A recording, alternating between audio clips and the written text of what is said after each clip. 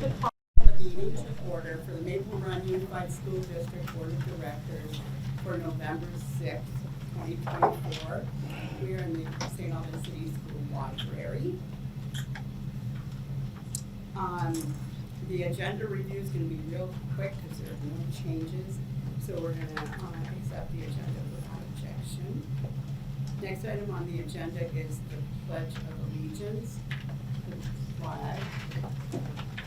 Okay, and pardon me for not standing.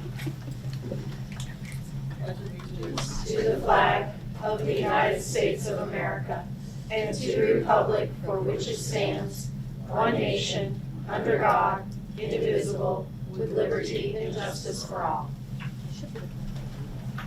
Okay, thank you. Next item, we're going to go into the community forum part of our agenda tonight. And we have leadership team folks, administrative team folks, and a lot of public here. And our superintendent, Bill, is going to take over and tell us how we're going to deal the cards here and figure out where we're sitting. Thanks, Nilda. A couple of things that we're going to do. I counted about approximately 30 people in the room. And I'll be just really transparent. I didn't know if it was going to be the board and leadership team, which would have made like 20, or if it was going to be 50 or 60 people. So we really prepped for all type of configuration. I'm going to do a little data presentation. We're going to talk about that. Then we're going to break into, I think about groups of 10 are about right. So I think we'll have 3 groups. Maybe John, you can count my count, or colleague, just to make sure like I counted the heads in here right. There may be a few other people that come in. When we do break up, I ask that we have a mix at each table, so don't have all the boards sitting at one table, all the leadership team at another. The leadership team is going to be facilitating you through a process to gather input. You may have done this online, you may recognize the questions, but we want to do it more to spur conversation here. And I'm going to ask if we can make this agreement. Tonight we're here for input. There's no right or wrong view. We all come with different backgrounds, experiences, and knowledge. And so what I want to do is I've asked the leadership team as they facilitate and take notes to make sure we have a place where we create space for everyone to have a voice, but not to allow a debate. And so tonight's about gathering that information and gathering your thoughts so the board can have it as they direct us as a leadership team in the budget in which we fill. And so tonight is the beginning of that. We'll be doing this again with staff at each building. And we've talked as the board about going out to other community meetings to try to gather this. After we do our input session, I'll show you that if you may have seen, there was an online data collection for budget input. We had about 150 people that gave input. I'll give you that analysis. The board has had it in their packet since last night when I finished it. But I would like you to have the conversation without seeing that analysis. I want you to just kind of talk from where you're at, okay?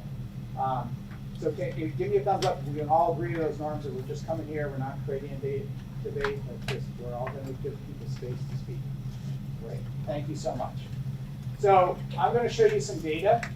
And the point on that is there's no good data. There's no bad data. It's just data. You may say, I question it. That's okay. I'd be glad to talk afterwards about where the data comes from and how we have that. I want to be very transparent about the data that we have. It's the best data that Maple Run has. Could it be better? Yes. Could it be worse? Yes. It's the data we have. Okay, so I wanted to kind of set this in the context. So, who's controlling? John. Next slide. So this has been in the headlines, right? Since it was all over Vermont for the past year, and really since March, about budgets going down, defeats, taxes too high, voters reject a third of the budget. I took these and copied them from either Digger or Burlington Free Press or Vermont Public, the Messenger, a couple others. But these are the headlines and kind of the environment we've been in. So if we go to, I just kind of want to acknowledge that. That's where we're at. But I think this gives us a real opportunity to say, what possibilities do we have? And I really look at when we have these challenges as possibilities. So if we can go to the next one. So let's take a look at Vermont's overall education system. in Vermont right now, and this is really hard to read up here, but there's a list of, if you go, and this comes from the Joint Fiscal Office, from an educational report to Vermont about staffing and the education system from 2019. And this is showing the ratio of staff to students. And this is the public school ranking, including Washington, D.C. Vermont has the lowest the lowest students to staff ratio of all 51, so the Washington, D.C. and the states.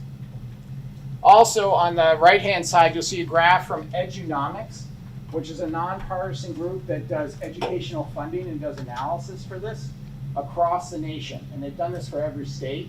They showed the number since 2016, and take the data from the National Center for Education Statistics, and the number of staff is in red.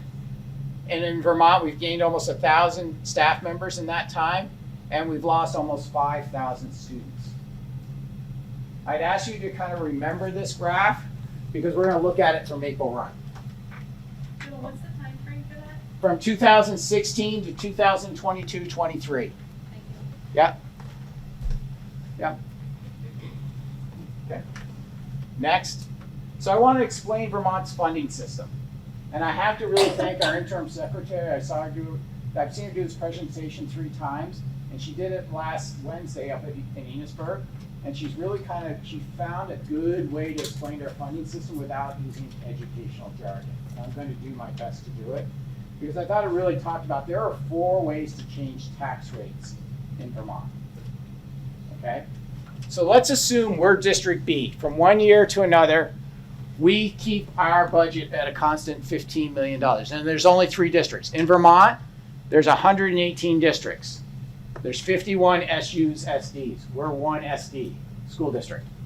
Sorry, I got to get out of acronyms. So let's say from this year to next year, we don't change our budget, but District A increases their budget by $500,000. And District C decreases their budget by $250,000. Because we're a state-funded system where all the revenue has to go to the state, that means that we have to collect an extra $250,000 for the state education fund. That means that taxes in District C, taxes in District B, and taxes in District A would go up because we're increasing the amount of dollars we're collecting. I'm very simplifying this. Someone that's a real good, Jack's kind of laughing at me. If you're really good at and know all the intricacies of Vermont's ed funding law, it's a little more complex than this. But that's one way. The second way, and this is happening in Vermont right now, there is spending out of the education fund for non-instructional purposes. It doesn't mean that it's a bad thing to spend on. It's just not for pre-K-12 instruction. Bill, what might those be? Dual enrollment, we're paying to the state colleges now. Universal meals. Retirement for the teachers, both that used to come out of the general fund and now comes out of the ed fund. That was transferred in about 4 or 5 years ago. There's a community schools grant that allows for whole schools so that they're providing health care in the schools, dental, other social services. I'm not saying these are bad, it's just those are non-instructional being put on the property taxes. PCB mitigation and lead mitigation. So those are an example. It's approximately about $55 million coming out of the ed fund that goes for non-instructional places. Okay. The third way, those 2 are kind of absolute, like about dollars. The next 2 are relative. So let's say in Maple Run, our number of students decreases faster than the state average decrease in students. That means we'll have less relative students next year than we would this year. That means our taxes would go up. It's an inverse relationship. If we have more students and we gain more students, or the state average goes down, our taxes will actually go down. So it's an inverse relationship to the number of students. Okay? That kind of gets a little complex there. And then the last thing is, if our property values in Maple Run grow faster than the state average increase in growth in property values. And we've been seeing that, especially in the city. The city's property values have been skyrocketing fast. So therefore, our taxes go up faster. Because Vermont's funding system wants to be, and this is what was found in the Act 60, is there had to be an equal representation of property value amongst all of Vermont to collect all of Vermont's education funding. That was the ruling in the Brigham decision. Very simplified, but that's kind of how those four things work. Any? So Susan? that last one you're talking about, is that the common level appraisal? That's common level appraisal, but I'm trying to do it without jargon. Okay. But you're right, that's the common level of appraisal. Yeah. Did that make sense, those four ways? Was that clear? It's like the best example I've ever heard. Joanna, did When you were talking about number two, Yeah. you were saying for those non-pre-K Yeah. structural items, are any or are all of those mandated? yeah, mandated from the legislature. Okay. They're legislative mandates. I didn't hear that part. So I didn't say that, but that was a good question. That they're mandates from the legislature to go to the ed fund and take money out of, money that was earmarked for education, so it's increasing the education cost. So does that mean there's like 55 million of Instructional. non-funded? I call it instructional, this is Bill's made-up term. Non-pre-K-12 instructional costs. Non-instructional, there's 55 million. And, non-funded mandates? Yeah, they're funded through the property tax, but Yeah. they just said, you're gonna do this. You know, all of our schools have been tested for PCBs. We found a little bit or close to the borderline in every school except for BFA. So we have to, there was, until the fund ran out, there was $29 million to help mitigate that. It's now gone. But that was in the ed fund. And it may come back. Are you considering the health insurance increase in the? Hold that question. Oh. You'll get there. I have a lot of that. The retirement part that you're talking Yeah. about for teachers, for staff, that's just the part that we're not funding, that's the match. What part of that? That would be the non-staffing part. You're correct. And it was in the general fund. It was transferred, it was like, I don't remember exactly, Jack, I don't know if you remember. It was like 5 or 6 years ago. It got transferred it got transferred from the general fund into the ed fund. That right there was $39 million. But that's not the part that we're funding ourselves. No, That's it's what the that's match is. The match. Yeah. Okay. Yeah. Okay? So that's my state context. I could do a lot more, but I really want to get you talking to each other. So we're going to go to next. We're going to look at some of Maple Run's data. Okay? So the next slide. We spent 2 years working with our community to talk about what our goals are and to build a strategic plan. It was tremendous work. I want to thank the community members in here that were, and students and teachers and administrators that were part of this work. It was a great effort, and we're using that to drive our work right now. These are the 5 goals that came from that work that we're working on a 5-year strategic plan. Okay? So I just want to kind of key us to that. That's what you told us is our North Star. Right? So if we can go to the next one. So this is the graph that's like the one you saw from Edunomics that showed the whole state of Vermont. Remember how it went like this? All right? Guess you're supposed to laugh when I do like, thanks. So back in 2018, it's not the same years. I wish I had the data to get back to the same years. But in fiscal year 2018, we had 578 employees, and the orange line is employees, and this is cumulative change, just like the other graph was. Today, sitting here without the employees that are working in Maple Run are 577. So we're one different. Over from 2018 to this fiscal year 2025. It's actually the same length as the Edunomics. It's just shifted because Edunomics is 1.5 years back in getting data. Also, if you look at students, at that time we had this is K-12. It's not pre-K-12. I had to keep the data the same as what they had nationally. I'm looking at my friend Stephanie, our leader in that, sorry, but I had to make it the same It's okay. count. We love our pre-K students, but it's 2,478 students, and today we have 2,454. We use a demographic service to help us project enrollment. That's quick math, approximately, it's a little less than 30 students down. Are you subtracting the pre-K teachers from that number?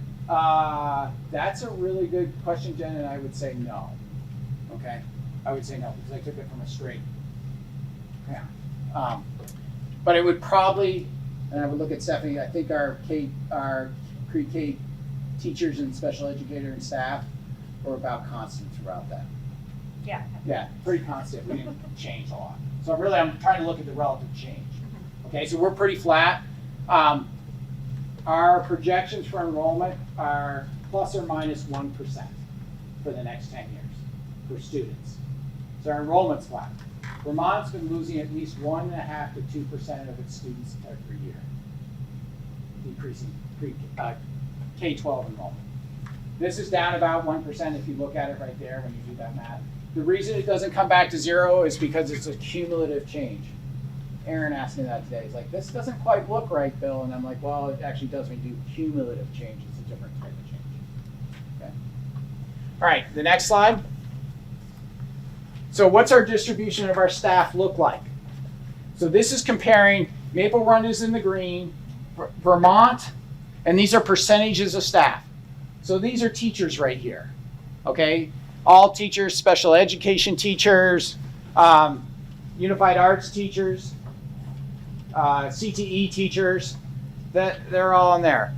Our student services, our support services, here you'll see we're a little greater than Vermont, but less than the national average. What type of folks are in there? Those are like guidance counselors, librarians, nurses, attendants, social workers, speech language pathologists, occupational therapists, nurses aides, okay? Paraprofessionals, you can see we're above the Vermont average and above the national average, and it's just straight paraprofessionals. You might hear in Maple Run, we use the terms paraprofessionals, paraprofessional level 2, and behavior interventionists. They're all in the paraprofessional. And I'm using state standards for definitions. Okay, this is not a Bill made up collection. Then we have the student services. I said what those were. The support services that are, sorry, I said the student services. I said those over here. I should have said that here. This is where the nurses, the occupational therapists, the guidance counselors. Support services are like the business, human resources, facilities, school psychologists, clerical staff, IT support, behavior specialists, math interventionists, literacy interventionists, and coaches. Those are all right here. And then leadership is what you would think about it as principals, assistant principals, superintendent, district directors, but it also includes athletic directors, CTE directors, and deans. Okay, so that's the leadership. One of the questions when we're in tight budget times is, okay, so let's cut the leadership in the administration. So what do we look like for our administration and our leadership compared to Vermont and the nation? And what about support staff and central office? Are we too fat there? So let me give you the data on that. The school district, if we look at school district officials, and I had to change the federal definitions here. So it's not state definition, so it's a little different. I just want to warn you all of that. But on the federal definitions for, it's called, I don't like this, but it's called school district superintendent officials, because in here is superintendents, assistant superintendent, business manager, and IT director.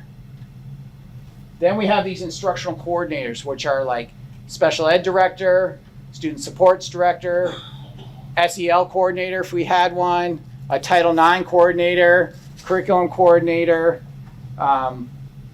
there would be, I want to make sure I have all that.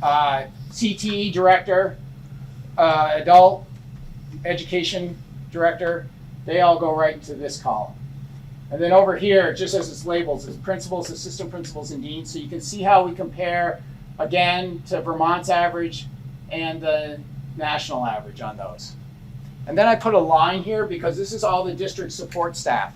So like all of HR, all of the accountants, all the clerks, all the IT support people go into that column. And you can see how we land. You can see this is Maple Run.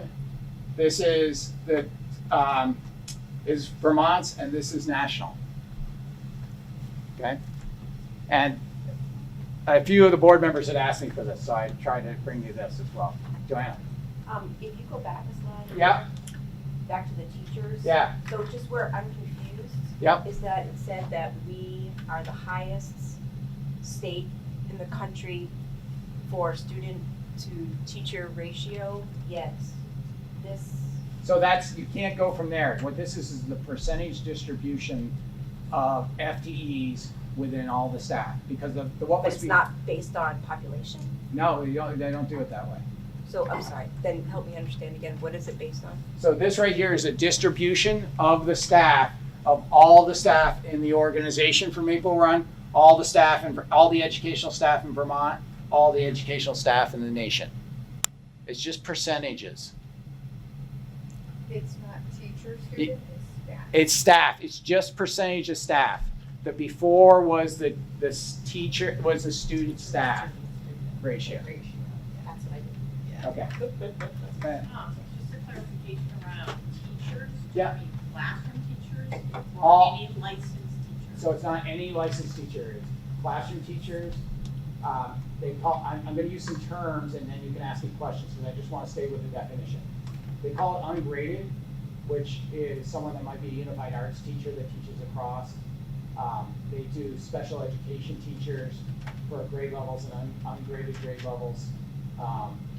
The part where what's not in there, if you think of someone that's licensed, for example, would be a speech language pathologist or an occupational therapist. They don't have an education. I'm trying to think of educational license. A guidance counselor's not in there. A librarian's not in there. A nurse is not in there. So when you say teacher to student ratio, So that's something you're not different. necessarily talking a classroom teacher. You're not necessarily talking about the classroom and how many students are in the No, no, when we go back to that other one, and I want to make sure it's clear, but I also want to move through this. That's taking the total number of kids divided by the total number of staff. I saw that. Yep. Bill, Vermont's an inclusion, Vermont practices inclusion. Yep. Other states practice, I'm talking about special ed, Yeah. they practice segregated model. So when you have a segregated model, you're gonna have fewer students per, when you have a segregated model, you're gonna have more students per teacher, or per adult, staff. But in Vermont, we have an inclusionary model, so we're the one state in the nation. I can't say that. I Okay. can't say that, Jack. Well, I think they were- I think we're trying to infer too much. I just want to stay with the data right now. Okay, All right. all right. All right. So then, John, if we can move on. There's two more slides to go. This is a slide of our budget. It is budget figures only. It's not actuals. It's just budget. Okay. On the bottom, this yellow line is the consumer price index from 2018 to current. It has increased cumulatively since that time 23%. Okay? The Maple Run budget is in red because I had to start here because that's when we first consolidated. Okay? We have increased our budget during that time 26% cumulative. The salaries, the budgeted salaries have increased 37%, and the benefits have increased 49% in cost. And we're actually below what was approved by Green Mountain Healthcare Board. If we looked at the Green Beehive approved rates since FY18, it would be 73%. That's what benefits. Benefits now, we're estimating next year will be, where's Bria? I want to make sure I get it. 40 what? $41,000 will cost benefits for every employee. That's more than salary for a lot of employees. Okay? Next, this is your return on investment of how our student results are since 2021. You'll see that we've had, and this is cumulative growth, trying to stay with that cumulative idea. You can see, I'm going to give a big star on behavior here, and I'm going to come back to it. Attendance, social emotional learning, math at the state measure, math at a local measure, literacy at the state measure, literacy at the local measure. Our teachers have been working blank off to really improve those scores. The behavior, we've changed our collection method for behavior. I had to keep the years the same. In 2021, this is where I said, it's data. It's not good or bad, it's just data. In 2021, we had 5,000 records on behavior incidences. Last year, we had 10,000. Close to 11, right, Martin? You ran it yesterday again for me. And our new behavior system is collecting a lot more. We've unified how we're classifying across all schools. It looks like we're still on track. We're on that same track this year. It doesn't mean more behavior instances are bad or good. It's just what's happening. Because now we're probably picking up a lot more. Okay? So I probably should put like 5 stars there instead of 1. Could you elaborate what you mean by local? Yep. Mr. Muldoon, you're up. So we're required to have a comprehensive local assessment system that's aligned across the district. And so that's, for those of you that have kids in the schools, you might hear things like M-Class or IXL, or different acronyms that refer to a specific assessment. Those are benchmark assessments that we can administer 3 times a year to overall measure the health of the system and get some rough measures for student learning. Some of them we also use as a diagnostic to really analyze kids' strengths and where they have areas of growth so teachers can respond to needs in the moment in the classroom. So that's our local system.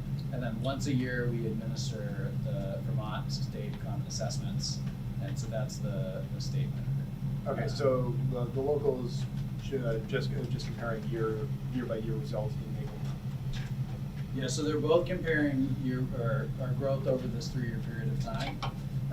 The state assessment is basically given to us by the state. We have no control over it whatsoever. The local assessments are assessments curriculum teams choose here, but we do have to choose research and evidence-based systems there as well. But these are just Maple Run students up here. There's nothing else. All Maple Run students. All right. I think, John, that's it, right? Okay. So this is what we're going to have you do. We'll have one table around. I'm going to ask an administrator, 2 administrators to be at least at each table. One's going to facilitate some questions. I'm going to have a table right here, a table by Nilda, and maybe a table, Jack will push that one over there. I think we'll have 3 groups. And they're going to take you through a series of questions. You're going to have some dots that you place on paper to how you feel, and then you'll be taking notes. The notes will be theme-based. They won't be for verbatim. And we're going to capture these, and we'll let everyone walk around and take a look at the notes afterwards so you can see it. And then after that, I'll show you what the online survey is. We're going to compile all this for the board and give it to you at the next meeting so you have all that.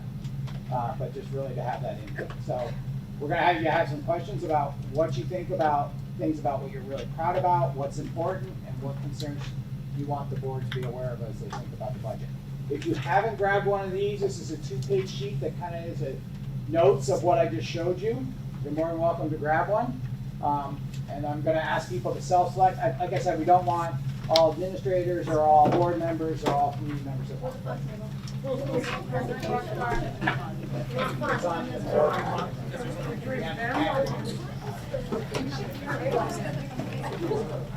I'm gonna be serious.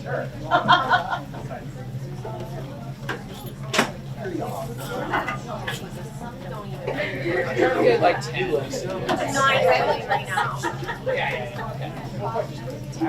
They should not. They walk at the same time.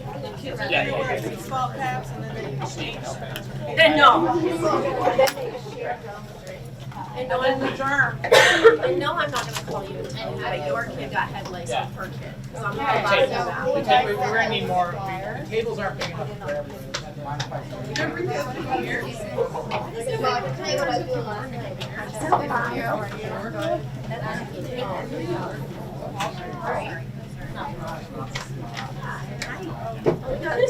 I thought you were talking about our family,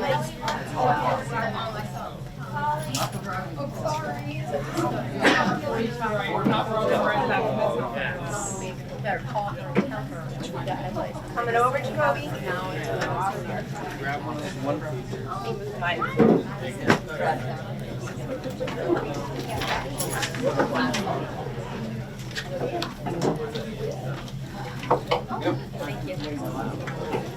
Ah, Jacoby. Front table.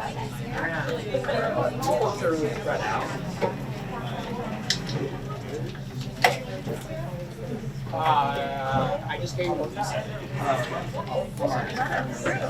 I'm bringing you some more dots in case you need them. More dots. More dots. We love our dots. People always grow. Is this what we're writing? You should After have. they're done. No, those are the dotted ones. You should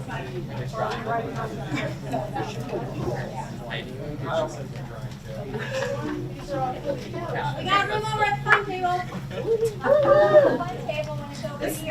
No, it's the back. Yes, that's where you're writing. Yes, that's where you're writing. For each of those questions. Yeah. The table.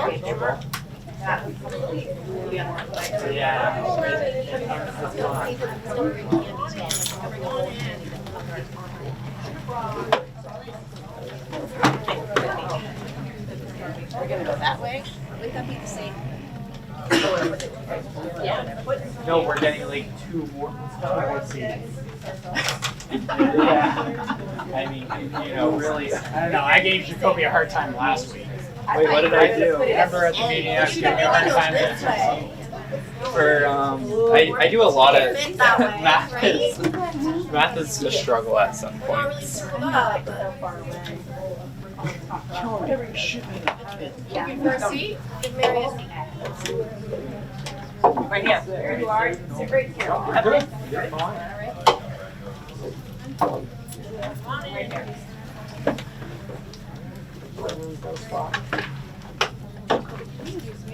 Welcome, everyone. Thank you for joining us tonight.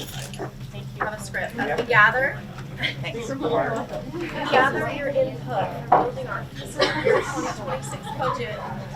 We're glad to have you here, and we're grateful for your time and dedication to Maple Run. Your feedback is essential as we work together to shape the future of our district. We're going to start by going around and introducing ourselves. Please share your name and what brought you here tonight. The goal of this is to create a comfortable and open space where everyone feels heard, so please share your thoughts openly. We'll get to the rules after we do the introductions. I am Stacy Rulo. I'm the assistant principal here at St. Albans City School. I was also a student here from first grade all the way to 8th grade, and a teacher before I was an administrator. I'll go this way. I'm Mary Ann Doobie. I'm on the school board. I'm Lisa DeRocher, and I work at the Northwest Area. You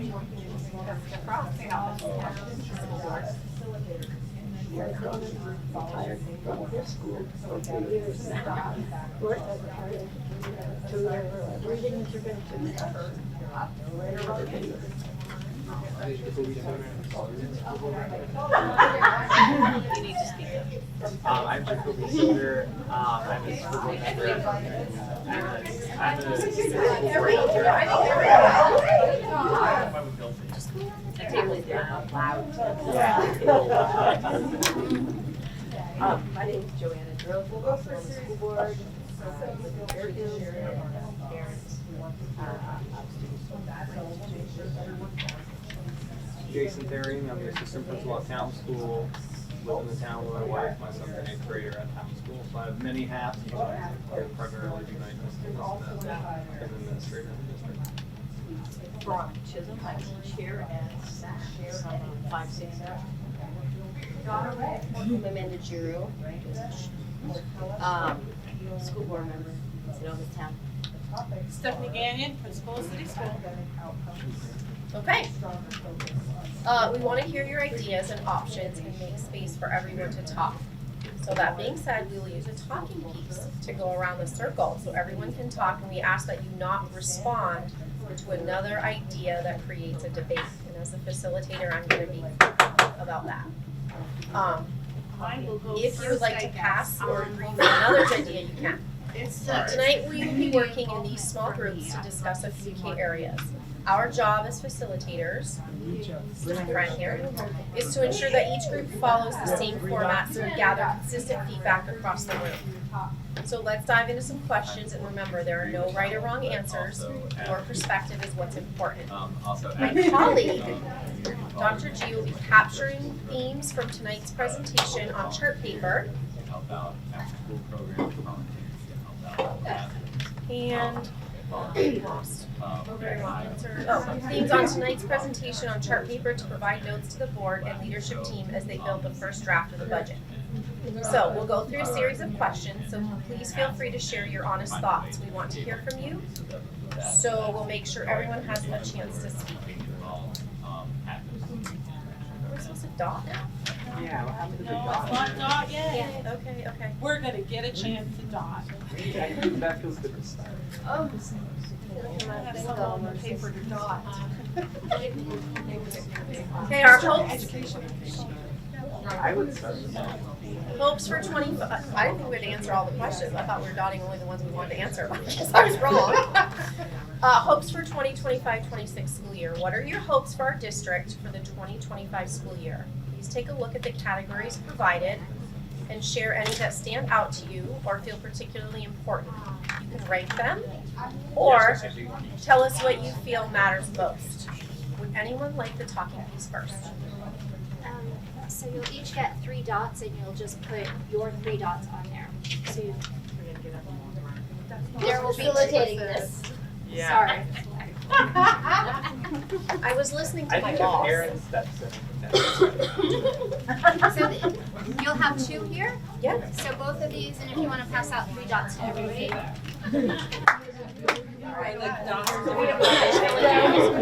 No, you don't have to share. Okay.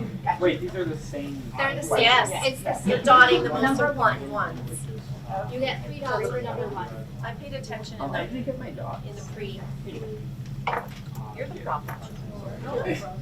Mary Ann. Check my group. Mary Ann, thank you so much for saying that thing. Okay. So we're gonna look at improved academic outcomes, stronger focus on student well-being, innovation in teaching and learning, a more inclusive school culture, enhanced community involvement, and expanded extracurricular and enrichment programs.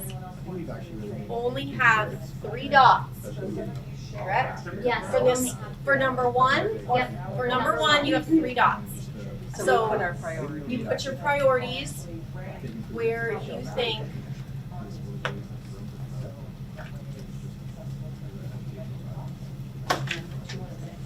either your dots. So does this mean, Jacoby, that this is for the third one? Yeah, I put Okay, this, great. yeah. Yes, please put it underneath, I think. or Oh, next well, to this it. one's- Yeah, you guys are doing great. Yeah. As long as I know how, Excellent. when I Yeah. get it back. Or me. Whichever one you like, you could pick. I've done dotting a lot. No half dots, no. Half dots, you can split your We don't, dots. we You got 3 dots. don't dot right now. Do you Keep going. Why would it? Okay. All right, number. I want to give people a chance. Yeah. Yeah, you'll get 3 for the next one. Next one. The next one is what makes you proud of Maple Run. Let's talk about what makes you proud to be part of Maple Run. Which aspects of our district do you believe make us stand out? Again, feel free to rank or just highlight those that resonate most. Does anyone need more dots? Are you most proud of academic programs, academic support and intervention programs, arts and extracurriculars, social emotional learning and student support, technology and innovation, school environment and culture, health and wellness, professional development for staff?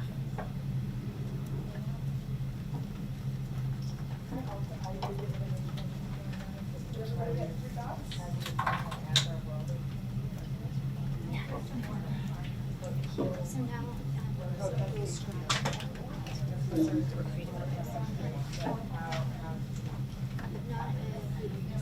Got it.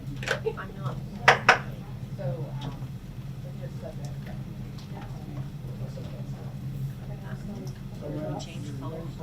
Yes, it does. We're done. The colors will, we're done We're with done dots dotting now. for a We little have- bit. For a little bit. Now you get to speak. Your minds. It's fine. I like the city voice when you do it, you know, quietly and gives people time to process. It's a strategy I employ. Question number 3 is concerns or creative ideas. If there's not one more. This one is where we're gonna scribe. Scribe here on number 3, and remember that Dr. G is just doing themes, not specific things.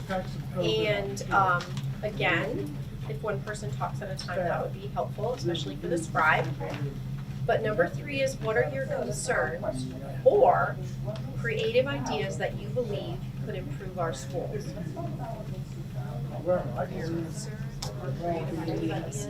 Markers? Broad. Yes, it is.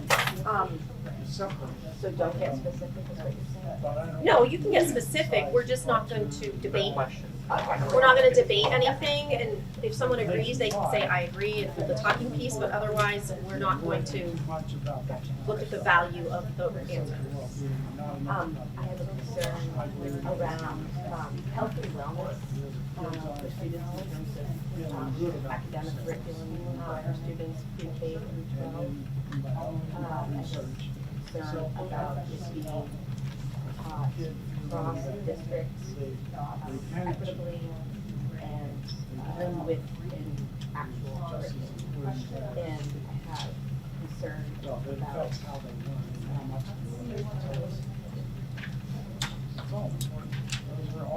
Can I ask a clarifying question? Are you talking about specific curriculum around health and wellness that goes pre-K-12?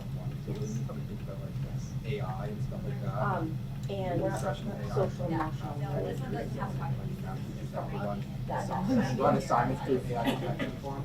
But I think like I don't know if you guys are speaking like that on podcast and like videos and I have a concern around like physical health and wellness with that also with mental health things that arise. And I would agree. A place for growth, like an opportunity was one of the questions, right? Like a creative idea. Concerns or creative ideas? Okay, a creative idea would be maybe more diverse curriculum for social emotional learning and more diverse opportunities for staff to engage within like restorative approaches and stuff like that, and funding for professional learning. Can you say that again?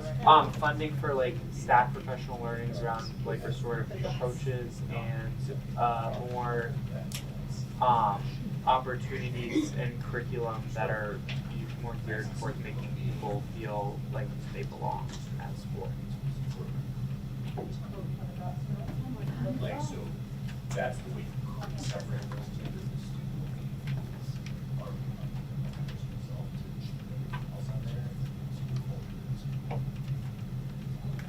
Right, like how. So they are tied together. Concerns around behavior. Can I say one more? Yeah. I have concerns around not really know how to say it. What the public views what's going on in the schools, what's actually going on in the schools.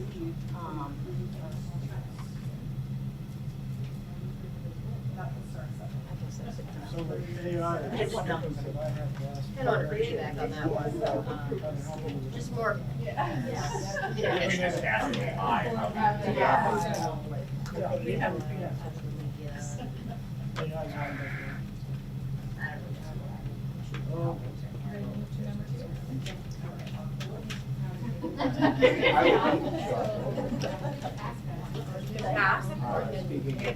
Pickle, that means you want us to come back to you.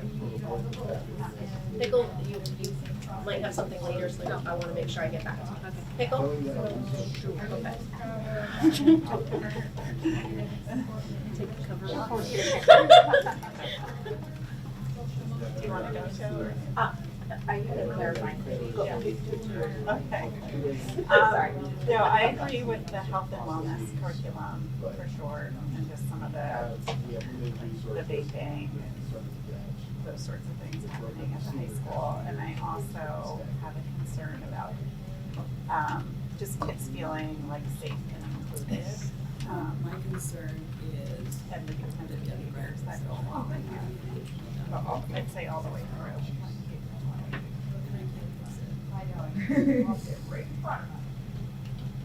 I agree with addressing issues with social and emotional behavior. Along with the others. And also, my other big one is community communication between community and school to gain community support for budgets and anything else that's going on.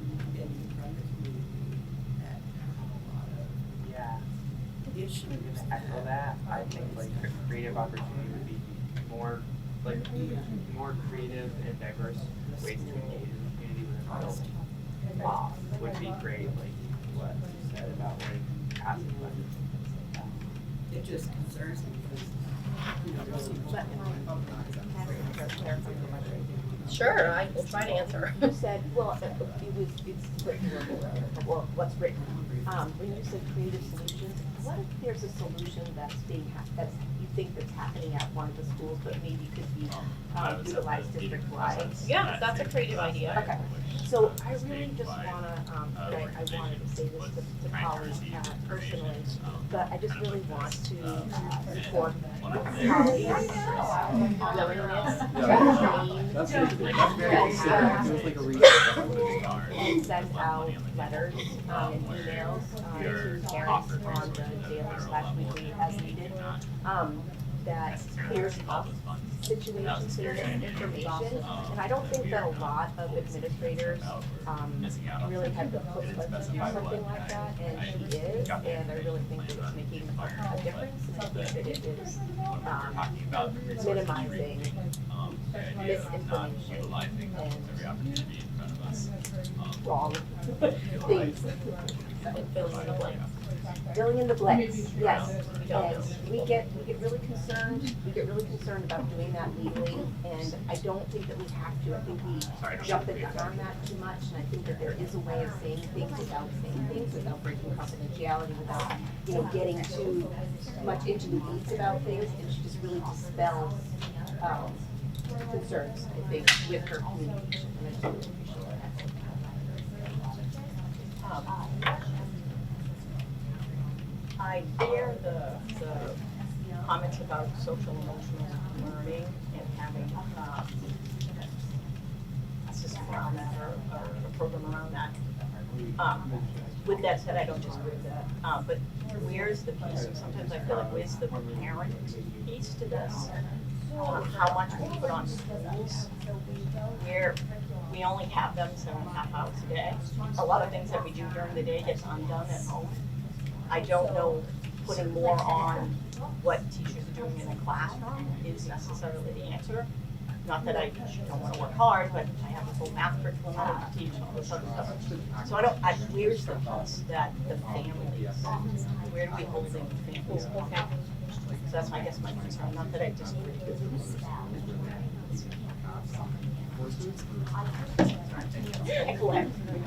All right, Bill says I have to be done by 7, but I'm gonna let your pickle go. Go ahead. Well, I have many more questions. I guess, I'm old school, and we have 5 dots here that say improved academic outcomes. And when we're at 15% literacy and math as our outcome, I think that a lot of people are seeing that. Time to get negative. I think if we just, I know we just got a new curriculum, so that would be helpful to improve. But I think it's a big concern, and I think that a lot of people who don't have students in the schools, don't have regular interactions with schools, are gonna see the budget and then see the outcomes academically. And that's not gonna go well. So I really caution the expense of doing all the other things well at the expense of core academics. Next question. Number 4, what should we know as we build the budget for FY26? What do you want us to know? It's a very broad question, so.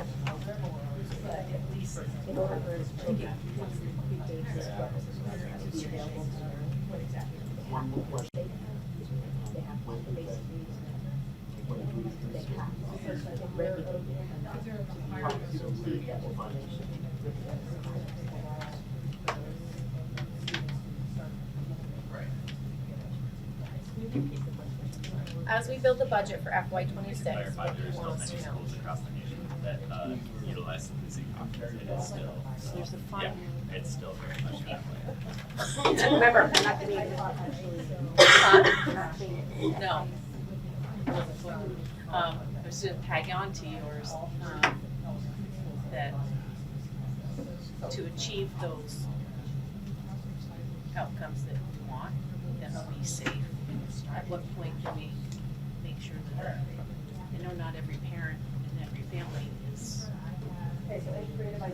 has the ability to do that, and that falls on the schools, so I just wanna be able to communicate. First and foremost, it's the parents, whoever's raising these children. I don't know what I'm trying to say, but like you said, at what point does the parent and the schools teach? A lot of that is Right, doing both. right, and so it's. And our math scores are not good, and there's a reason. You can't, I don't know how to do those. Don't know the answer. Or both well, because I am doing both. I was working out what I was supposed to be doing right now. Yeah, we are. As we build the budget for FY26, what do you want us to know? I think that there needs to be more support for students around basic needs and having a judgment-free space for all students regardless of socioeconomic class to go to and get, like if they forget deodorant or if they forget something, they can put it on, or if they don't have it, they can keep it. And that includes potentially things for folks to take home to eat, and snacks, things like that. I think that's a big thing. I would say a big part of building community action education on inclusion is providing space for budgeting around like world languages, and teaching that to younger folks, so that people experience that culture and when people speak another language when they're younger, it helps them because they have those pathways already, enhances those. So I'd say that's a way to boost up English scores. Yeah, I would say, social emotional curricula development, things like that, because I find that the most successful classrooms are the ones where teachers know their students, and really take the time out of it. And I think the grades come with that, truth in my personal experience, I know it's not a one size fits all thing, for students. but yeah, that's kind of what I would highlight. Especially when it comes to student accountability, like That is how long. communicated I very just think that clearly parents don't really out to understand the like what you community, go but through, families, and also don't understand the environment that the Do we kids feel like we can go to the on next social question? media and things like that. I think I actually have to. provide. Okay, question number 5 is, what would you like the board to know as we enter the budget process? It's totally different. Like my mom's vision of school days. Well, I think the difference being that this was our, the whole community, like we have some representation, but. Care on our community and the burden. I get that. Represented. No, I don't, it's hard. Bill, what's the difference between the last two? To not be one of those places in Vermont. If there's anything else. What would you like the board to know? Budget related. See, it's a wide open question. It says, It's not budget related. the first one's budget related, the second one is what do you want the budget, what do you want the board to know, may or may not. As we enter the budget process, what do you want to know, like, do we really value X? Don't value. Do things like, I just want to say I really appreciate how it seemed like April warm environment. It's the open, it's the real open-ended question. You can say whatever you want to the board. It's more difficult to do on the board. We're sitting here, like, tell me what you wanna know. Control, whatever. Right? Like, now's the time to be honest. We know before, yeah. If they pay their taxes, they say, well, at least they haven't.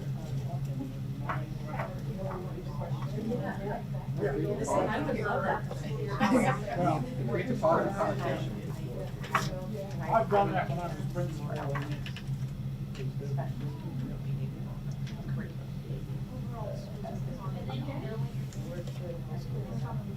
I can't believe every kid's a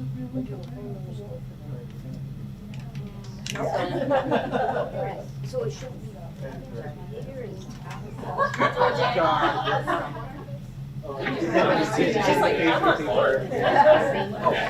Another one, I think that, I think that we should partner with some Interested to see what's gonna happen. like, for example, like, photography. And I know she wanted to take that. Like bullying and harassment, that type of thing. I think that'd be beneficial. All right. At some point in the process, like, okay, to inform the community at appropriate times so that they understand what goes into it. And be able to support it.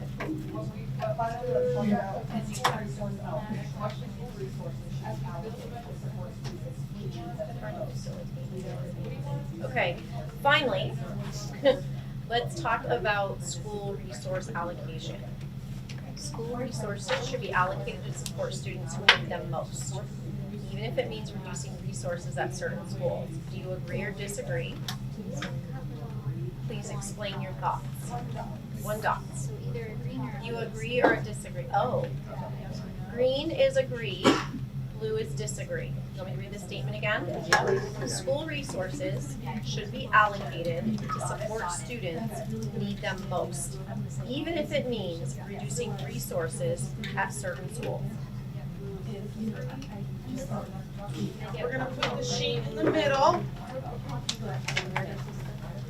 And you can If you agree, you use, If you agree, blue, if you disagree, no, your own no, you don't have the other way around. If you disagree with that statement, you go blue. If you agree, you go green. School resources should be allocated to support students who need them most, even if it means reducing resources at certain schools.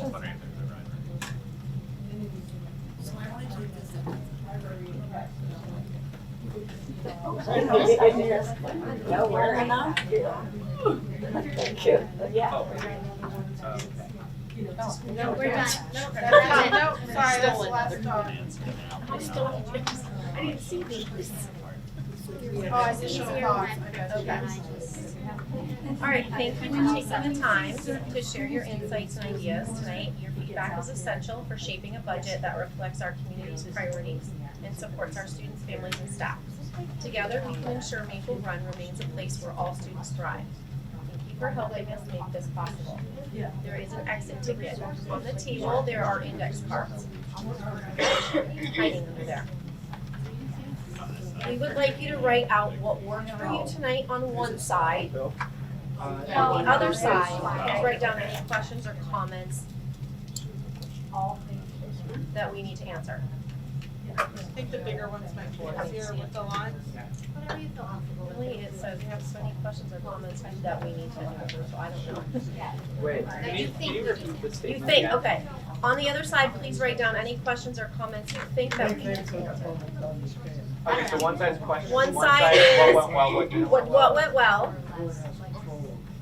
So we're gonna keep What worked for repeating you this. on one side? What did you think worked, what didn't? And then do you have any questions? What worked? Question. Being positive. What worked for you This was tonight? our first try tonight. Yeah. And So any feedback would be Other great. side is questions or comments you might still have. This question. So essentially, one side is for feedback about this process, because they're gonna. That's the do it exit again. ticket. And then the other side is for any questions that you might have. On the presentation. Yeah. Questions, Data questions, like, general or a questions question you have. want answered. We're really taking it as a way, like, how can we give the information? Very open-ended. That makes sense.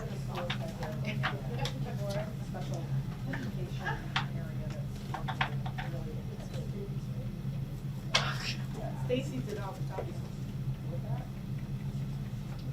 So questions or suggestions, like good things that work, but then things On the that other don't. side, please write down I'll any take questions this. or comments. Because this is the first time we've done this. Yeah, So, it's gonna get improved. yeah, exactly. I Right. think you could do that. Yeah. Reevaluate that year to year. So I'll take any critical Like there might be a need at a applause. particular school in a certain year, but then another school has it the next year. Yeah, but I think it's one of the programs, so like when something about something we set the program, what did we funded, so we're gonna put together a 5 year, so we set it up for 5 years. We got 300 for those, so that's, you know, we're still thinking about 5 years. So this is the first time we're doing this. Year term, 5 years. That would be great. And then But I think it really boils down to like what a situation would be like. Is it sending a kid with some behavioral issues to like an outside support? Second part. Which part did you do? Getting the kid access. Then the second part is any questions or comments that, or suggestions that you still have. There are some. Very broad, very like, understand slide 6, we should get better at that. I know, that's it, grass is shiny and I'm blind. How to improve what we're doing. I think this whole thing, and then what suggestions or comments or questions do you have? Is that just the conversation or is that gonna be? I think we just want to know what the community doesn't know, like, what do you wanna know? everything. Yeah, well, yeah, but, no, but like specifically, like, what matters to you? And so I think it's one of those things where we need to do some talk about it. Yeah, there we go. Yeah, there we go. Three arguments. Save it on your mind. Yeah, it was a really cool program. We did rotation of how shout out hospital, here like medicine. And that was, I don't see our hospital. And you all have the same color pen, you didn't have to put your name on it, so it'll be anonymous. Come on, Dave. No, they're coming in all kinds of orders. Yeah, at this hour. We're gonna shuffle them up, I'm not even looking at them right now. No, I promise you. I promise you. Are you looking at them? Because I'm not supposed to, I'm just a facilitator. We are just facilitating. It's not for me to look at, it's for. You're gonna get all the data. Right. and they're- Yeah, hopefully Bill and John are gonna sit down and synthesize it for leadership. You don't want to synthesize? No, I'm good. I'm good. Would you like to come, you know what, tomorrow I would love for you to come and assist us. Yeah, come shadow me and see if I got time to Really? synthesize. I would love to. To figure out whose Of course you handwriting will. I can't. whose Actually, handwriting is whose. actually, I can't because I'm missing 3 days of school this week. So I can't. The offer is open anytime, sir. There is always something fun and interesting going on in the city. Oh, job shadow? You are welcome to come job shadow. Welcome in my class. There's been a. Thank you, Veronica. Either one, anyone is. There has been a concern Wait, about what? that You we, making that friends? the statement, that I may have read the statement and you might misunderstood the statement that I made because everyone else has no. So I'm gonna try to explain it maybe more better. School resources should be allocated to support students who need them most. That means reducing resources at certain schools. How do you agree or disagree? You don't want. No, I agree. Is that the way you guys took it? The way I look at that is you're saying, okay, if city school needs this because they have this population of kids, too bad we're not taking it from another school. That's how everybody feels? Or if not, then it's agreed. Wait, so And there's always one in every crowd. It's not, all schools are. Yes, there you go. Like, I'm not gonna put a green down and then all the balloons. wait, so Maybe green I would won't be like. right now, I'll be the only one. So I'm just gonna interrupt everyone for a minute. We are Yeah, gonna switch to the board mode here. That equity doesn't need the orange. It's It's like the standing on the fence. Well, to me, that's realistic. So I if mean, we I only mean, get back here in I think 5 we're minutes. gonna have it, but realistically, we don't have to. Yeah, I just want to make sure Lisa said she's been around and everyone else is around. And I was like, oh, maybe I said this a different way. Well, what are the needs? You know, I mean, I'm just saying, like.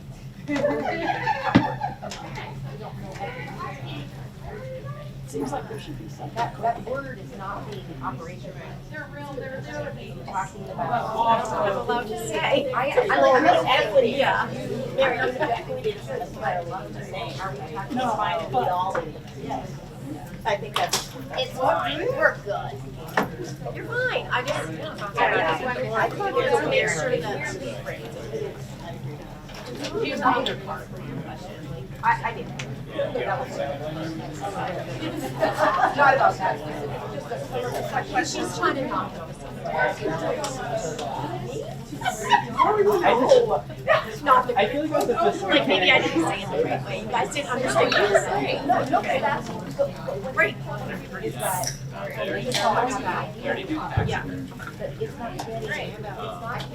It's not, the clarity is not. Right, and the question wasn't mine, so the way I interpreted it is different than the way you interpreted it, so she just wanted to make sure I I didn't think put you messed up, any you messed feeling up the into it. colors on it. So you said that, you said blue was the one that was equitable and green was the one that was not. It said on the sheet, it said on the sheet, if you. No, but that's how I That's what I interpreted was it. I heard that blue was the one where like if you need it, you get it. Hey, you know what? It's not a great question. This is a growth moment. It's Like that.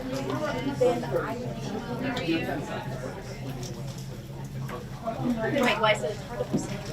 I would have said, okay, well, some schools come from this homeless population in their school because of where the hotels are located, so that means we need more. So that's it, yeah, that's. Didn't say that. Not suggesting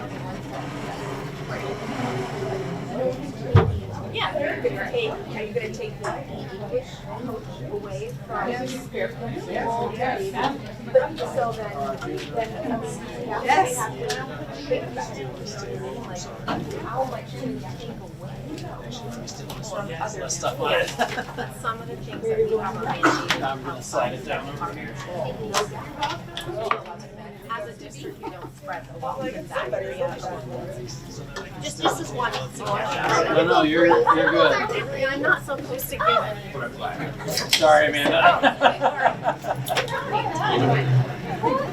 Okay, so You got it. exit, you said exit. No, you're a board member. Good to see you again. Word is out of discussion. You were like,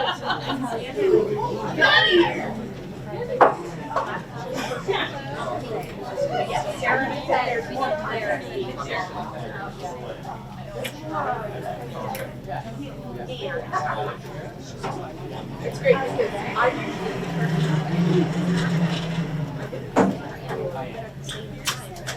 You were good. I heard your comments.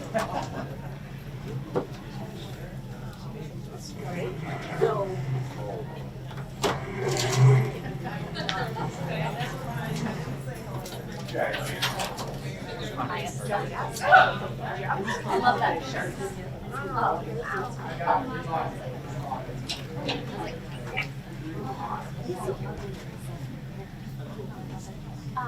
Also, I like to show you the picture. All of us. Yes. Like, it's so cute.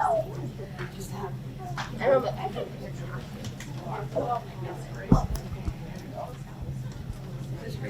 Yeah.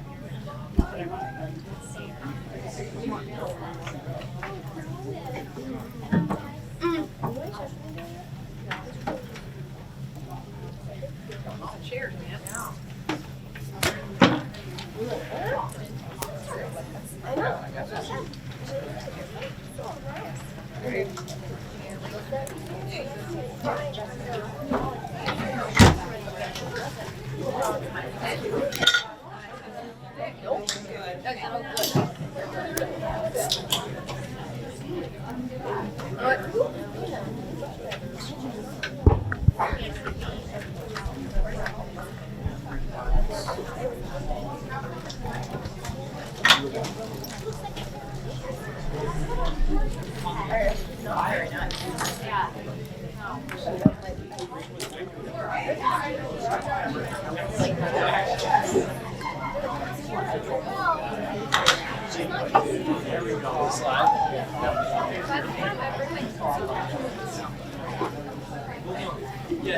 Hey, Miss Brianna. Hey, how are you? I don't look like.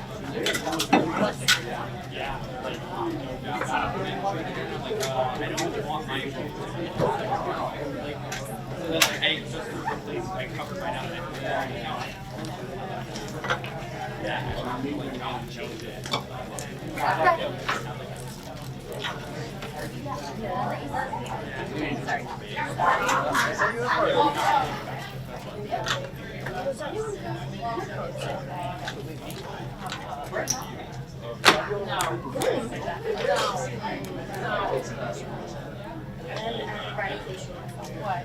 Wait. Oh, it's rampant.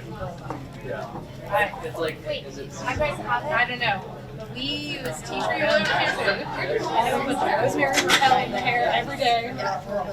It's terrifying. Give Jack's. Fairy tales?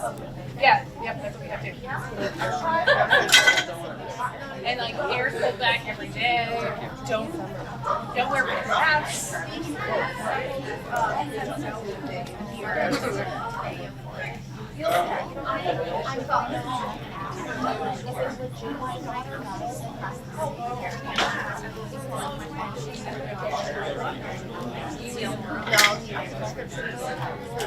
Choose your trying to. He's like, you're going okay. And so no, I went into Eric's office last year. From the last year.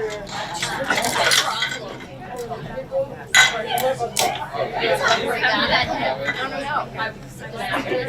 I went into his office and I just like started his nerve. You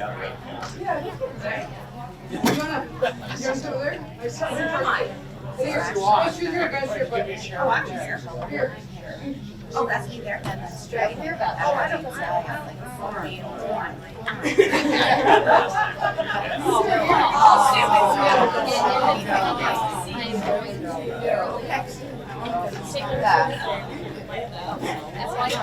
I know she's a big good idea. I just don't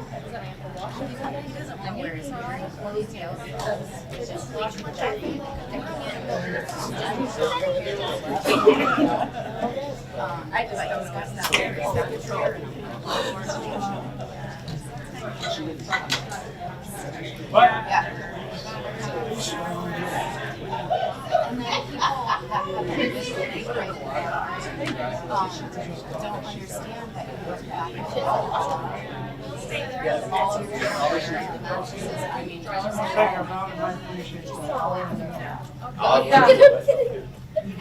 don't have $4,000 credit card bill. No, all the bikes.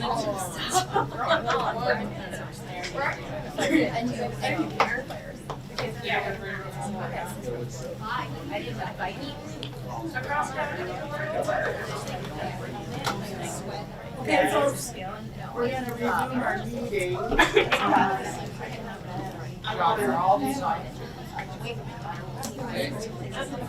So you're not gonna project, it's just gonna get, if they're green on top, they're on. If they're green, they're good, okay? We're not on. Grab a chair.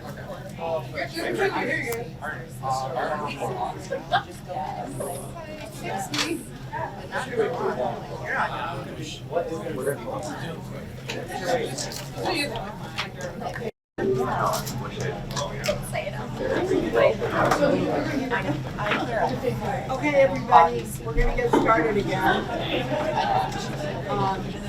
First, I'd like to thank everyone that came for the community forum.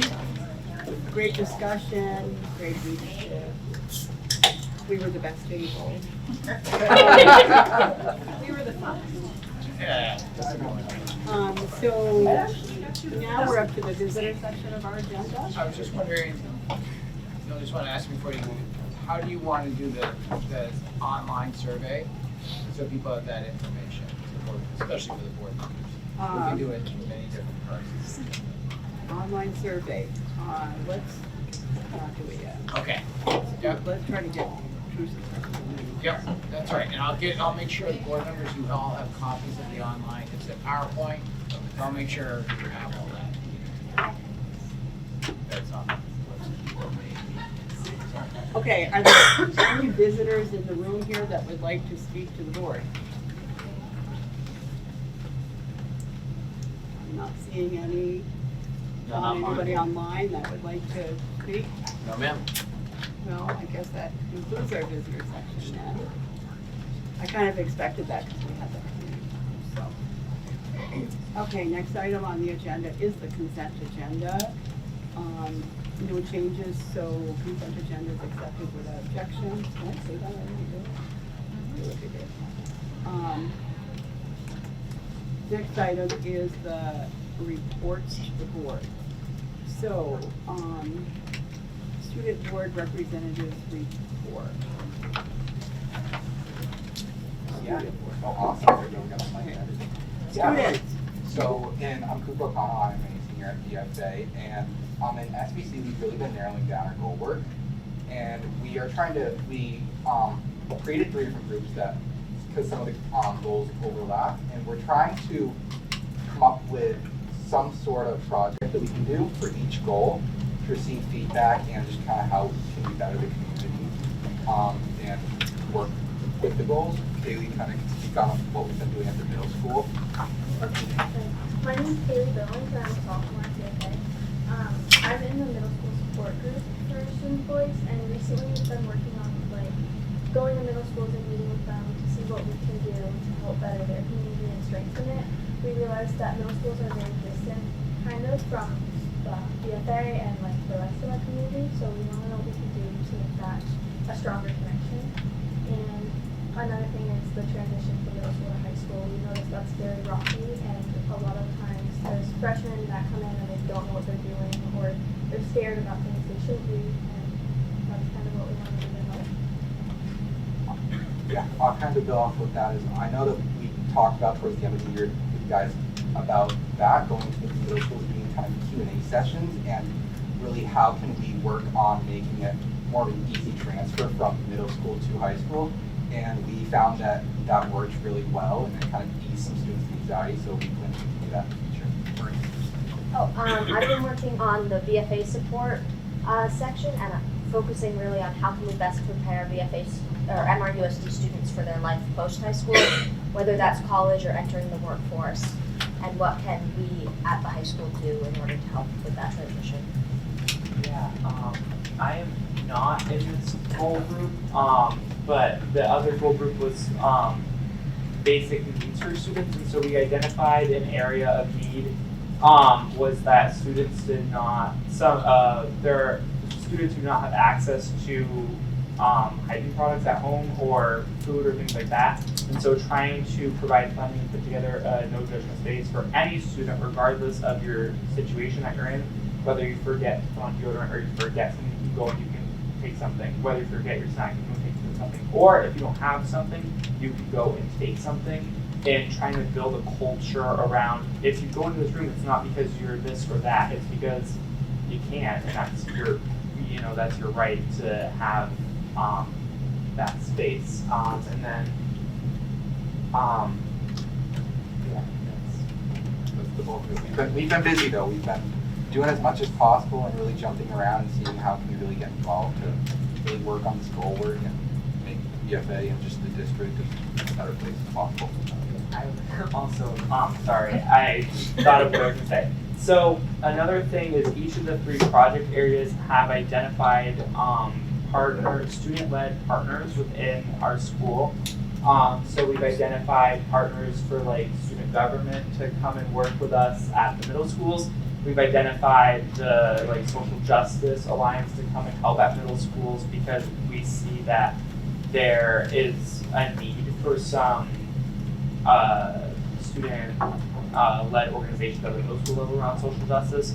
We've identified like the Spirit group and the Prom group around like helping plan dances and spirit events for middle schoolers, and so we're really trying to expand our 10-member group of like, here's what we've been doing, here's where you can help us, and here's where you might have more expertise, to try and be able to get as much student voice and as much student involvement from across the district, so that when we come here, when we analyze data and we have a report, we have good, solid data to report on, not just from 10 or 20 students, but from hundreds of students around our district. Thank you. So are there any questions? Any questions? When do you, so you're looking to make that place where students can get resources? Is that something that's actually being done, or is that just an idea? It is in the process of being done. So we don't, we just got these groups. Monday was our first meeting of them. I was not there on Monday, and I'm not on that project group, so I don't really want to speak to that. I don't know if any of us here are. I also wasn't in attendance, unfortunately, but we do have a current resource, which is Ada's Closet, and that resource has clothing items, some other necessities, I believe, like deodorant, shampoo, toothpaste, and just stuff that kids may not have access to that they're able to come and take at their leisure. Yeah, so actually take donations if anyone wants to. Actually, to answer the question, so they have a space in the school, and so what we're doing is that's a partnership with Interact, another student-led organization, and so we're working to provide funding and then provide extra like hands-on support to that, because we've noticed that it's really hard to, with all that Interact is doing, all great work that they're doing, but it's hard to kind of keep up with everything, and so we're trying to come in and help, and so we're going to be reaching out to them and then being like, hey, we can help, let's get a team together, let's work for this common goal of like providing students with what they need. So that would be our space. There is a designated space, there is already stuff there, so we're just really working on kind of lifting it up and making sure that it's known everywhere and not just known within people who aren't generally going to be using that space, because most people working on it aren't generally this, but aren't really the people that are using those spaces. But so trying to do more communication outreach, like, hey, anyone can use this no matter what your situation is. And by doing that, it also opens up the doors for advertising and trying to get more donations to the space. Is that at all the schools, or is it just at That is just, I believe it is just at BFA, and then part of our work on middle school supports is replicating what we're doing. So a start of that is doing like listening sessions and data-driven work with middle schoolers around what do you want, and then the end goal would be replication of what we're doing well at the high school, where our commonalities at the middle school level where we're seeing a need, and then in the future we will then move in with more like actual like things that are less data-driven in the middle school. So that's kind of like the end goal. It's like a strategic plan, 5 years, so it's kind of what we're looking at. Jacoby, can I just add something, because I heard a question, I heard an input to a question there. I want to make sure everyone knows in all our schools we have supplies through the adults, it's still the students doing this, where the adults, we have those for kids that don't need them. So it's really, the students very similar to that. Yeah. Yeah, it's increased, like uplifting and, destigmatizing. So yes, there are stuff happening, we're just trying to mainstream it and make sure. It's much easier to accomplish when you've got multiple hands on deck. And it's not only about trying to give it a facelift, but also by advertising it, that we're also seeking donations for that resource. Yeah, I'd like you guys to, put something out so that you guys can get donations. Because, like myself, I had no idea that was there, so. Yeah.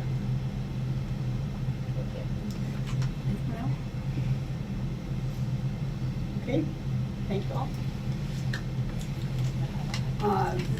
Next item is, you guys, Thanks all. is old business. So this is the item related to the policy committee members.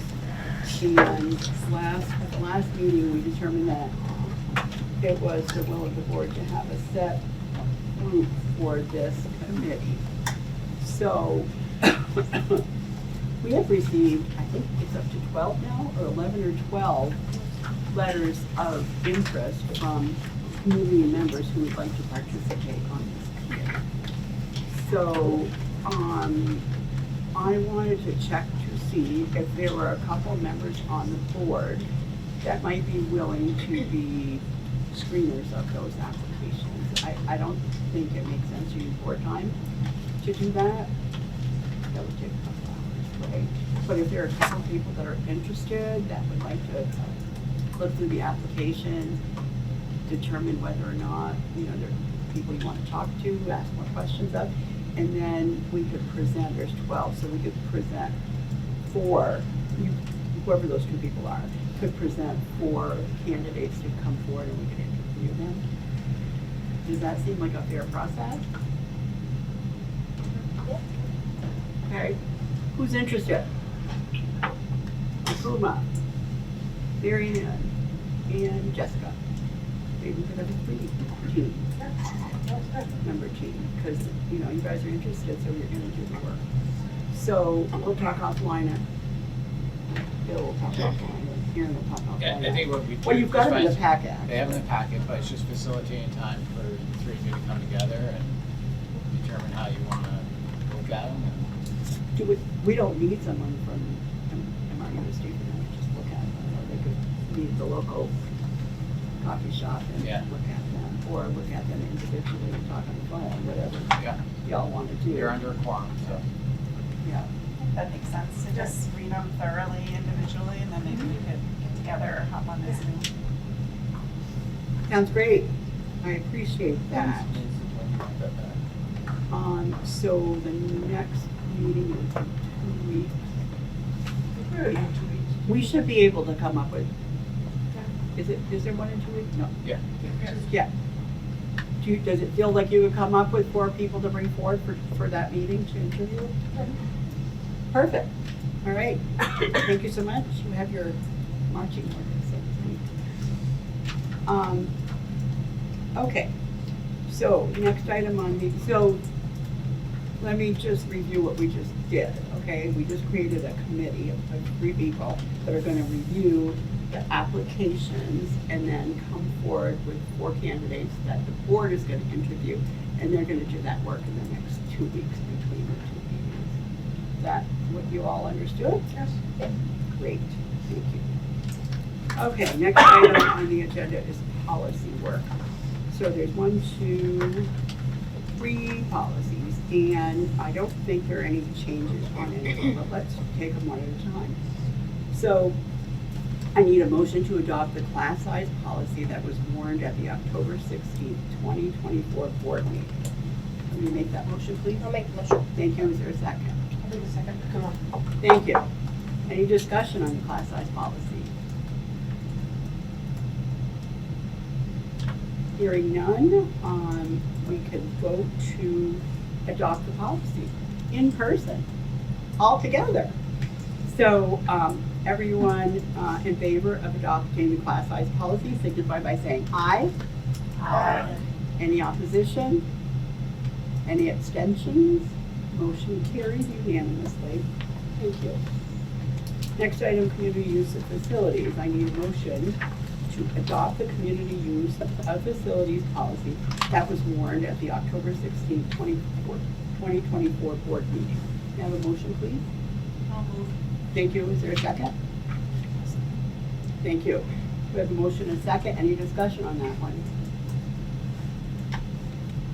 Hearing none, I think we're ready to take a vote. All in favor of the motion signify by saying aye. Aye. Any opposed? Any abstentions? Motion carries unanimously. Thank you. Okay, so the next one is the fundraising policy. Need a motion to adopt the fundraising policy that was warned at the October 16th, 2024 board meeting. Motion, please. I'll make that motion. Okay, I got two people. Second. One made it and one seconded it. Any discussion? Any discussion?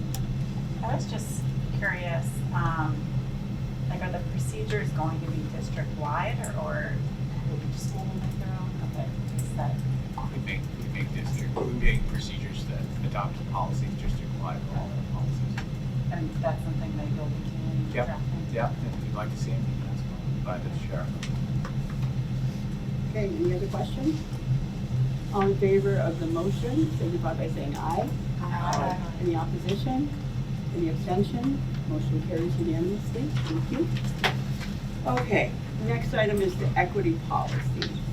So, this is the one that we talked about having a consultant come in and talk to us or help us through the process. And you have in your packet, I have in my packet,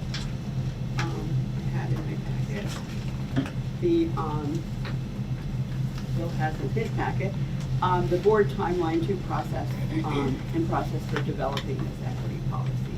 So if you had an opportunity to look at that timeline, you'll see that we want to start on December 4th and have, his name is Harry Frank. Harry Frank come and talk us through this process. He has a plan and does facilitation of groups regularly, so we can start there. And then after that, the January 15th meeting would be the meeting where we get school community engagement and collect some data. So a little touchy about that because that's also the meeting that we have to look at the budget. It's not the approval, right? It is. It That's is the approval, okay. So that's why. So it could be a busy meeting, so we'll have to just see how we're doing as we get closer to that meeting as to whether we change it from January 15th to January 5th. And then the final meeting would be either way, whether it's the 15th or the 5th, we'll be on February 19th, and that's to reflect on the process and draft a policy and the practices that go with it. Anything you want to add to that, Bill? No, we just tried to outline reports, because we talked there might be some reports that we might want to relook at the timeline on the board work plan. And the thing that I thought that Harry came up with, and Nova, that you came up with, actually talking with Harry, was a great idea of taking some other equity policies in the first meeting. And a colleague of mine that he worked with them helping develop policy brought, there's some case studies of, hey, here's what might come to a board, and how would your policy help you deal with this equity issue? So you'd be using someone else's equity policy in these cases in the first time to say, so what'd you like, what didn't you like for it? Right, so I was thinking, we haven't had this policy period. So I said to Bill, we've managed this long enough, this policy, what's up? And he said, oh, we needed the policy. They've had to work around us not having this policy in order to deal with some of the things that came up last year and the year before. So this is a positive thing that we put this policy together. So can I have some, yes, ma'am? Bill, you're talking about this case study, do we have access to that prior to the meeting? And a couple weeks before, so we can read it, just be prepared. Yeah, they're not long Yeah, case just- studies, they're like one pagers. Just to make sure we Yeah, read through it. yeah. I think, isn't there a link? Yeah, I Maybe- have you saw the link, because Yeah. I was sharing it with There's you. a link, and it tells you the scenario. Yeah, if you can, you know what I mean, so we can process, digest Good it, and point. come here and have Yep. a conversation about it. Right. Right. Anyone else? I was just saying that, you know, like, it sounds like you're already doing it, just like looking at our meetings and looking at the agendas for the next, you know, several weeks, because sometimes we have a really light day and then we've got this crazy long day, so we can try to, you know, Yeah, even that out a little. We've been trying to put that in our Awesome. board processes, just to sort of try to plan ahead, especially when we have items that are content related. So, I guess what we just determined then, in regards to the board timeline for processing and developing an equity policy, is there, we're going to accept this timeline as it's been sent to us, understanding that the January 15th meeting may need to be changed to February 5th, and that we will go through that first meeting, and that Bill will send out a link to the board so that they can get case studies to review in advance. I wrote myself a note for the sample policies as well. Okay, yeah, and then you Just have. assuming if, There's some in there. Yeah. We'll talk yeah, about it. we used them prior meetings, but I didn't bring those Right, back. right. Is that the understanding everyone has, or did I misspeak at all? Okay, great.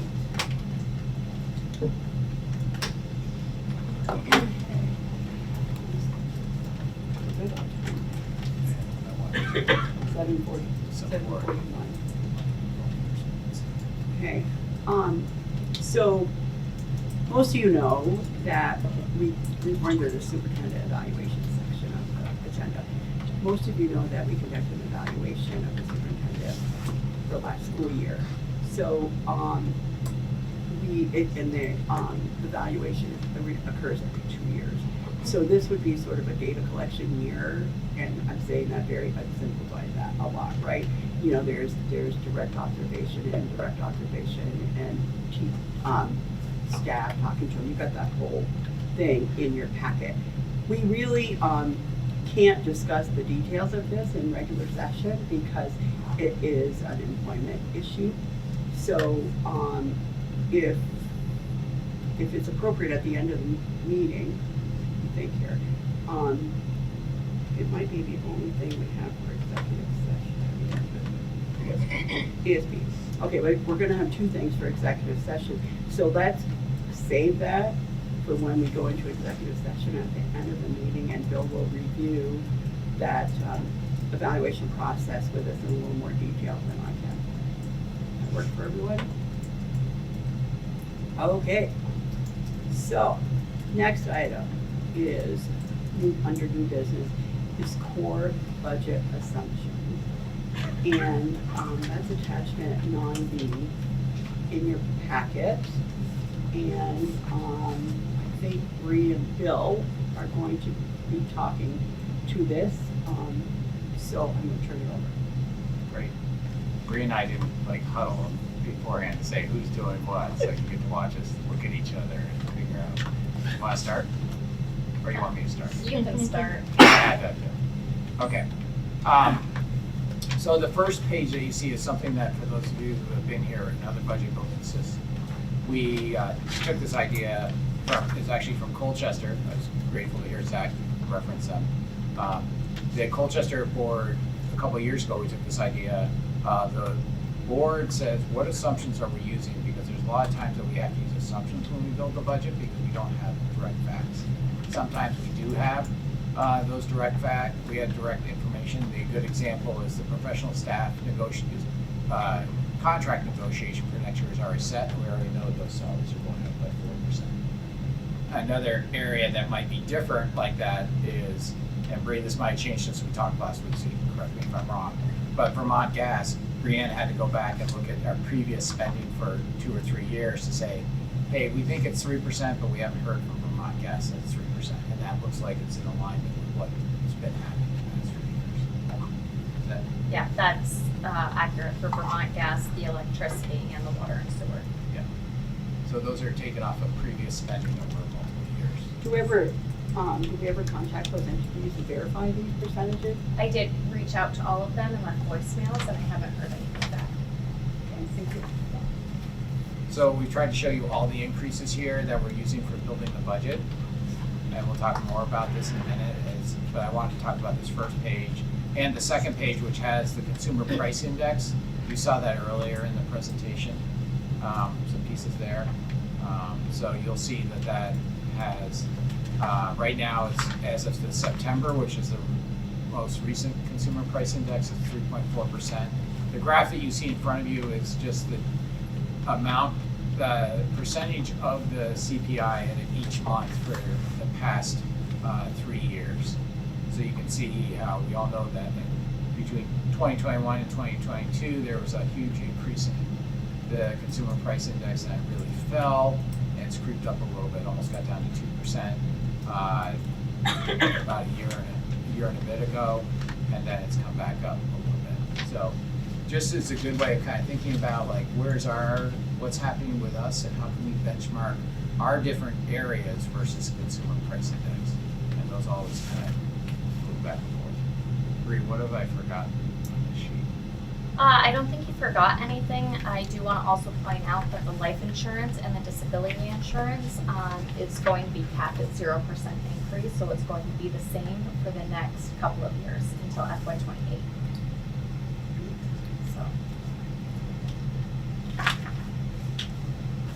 So that's the first page. The second page, I wanted to give some definition in terms, and really this is really kind of setting up these assumptions, and we're going to ask you to adopt these assumptions. Is that I want to give a couple terms, and I've used them in other meetings, but I just want to make sure I'm really clear about them. There's what's called a level service budget, which is basically take the same configuration we have, take all the multipliers from the budget we have now, and I'm deliberately using these words, okay? We'll talk about different words, but the budget, and saying what's next year's budget going to be based on this year's budget. So that, if we did all of that, it's a 5% increase or $80 million. Right now we're at 76.2 million, okay? If the governor's letter, and I didn't have a term for it, but it's been out there in the media, so I thought I should reference it, is governor's letter called for a 3% limit on spending, which would have a, using the inflators that we have and that 3%, would be a $78.5 million increase. And you'll see I also put on here, that would increase the taxes by 6 cents. You'll see on the 80 million, it would increase the taxes by 10 cents, not adjusting it all for different number of students, common level of appraisal. So this is just a straight increase in the budget what it does to the tax rate. It's a very rough calculation right now. So don't take it as like, that's exactly what it's gonna be. Bree's been running the calculator, but there's so many assumptions in it right now at this time. For those of you who've been through the budget season, you know we really don't get accurate until after January 1. Okay. We're just trying to give you like ballparks to know what's going on. And then the other term we use is level funded budget, which means use the same total funds that we had this current year for next year. Okay. One of the things the board has asked is what are the current positions that are on the to be hired that have not been filled? So we gave you a list of those. We have a candidate, you can see there's a candidate in one of those. That represents about $1.9 million in HR costs, that's salaries and benefits. I will tell you that that's taking averages and just saying we know this type of job class and the total ended up. Okay. And you'll see down at the bottom what we're doing. We always, the past couple of years, we've always had like, at the bottom, you'll see the assumptions we use for average cost of personnel. We say, what's the salary average and this is predicting next year. So for the teacher, the average salary is $67,000. And then I released this earlier, that's why I looked at Bree to remind me, I didn't have the sheet in front of me, that the average benefits cost per personnel we have to allot is $41,000. So a teacher's total average cost for a teacher for one FTE is $108,000. You'll see that for an ESP and for a non-union. And I made a comment on the side, which you can really see here, the average cost of an ESP, their benefits are, I don't know why we didn't check, that should say 41,000, not 38,000. There's a typo on that, unless it's just the version I have. Everyone should have a $41,000 benefit. But the average salary of an ESP is 32,000, so the benefits are costing more than what they're making.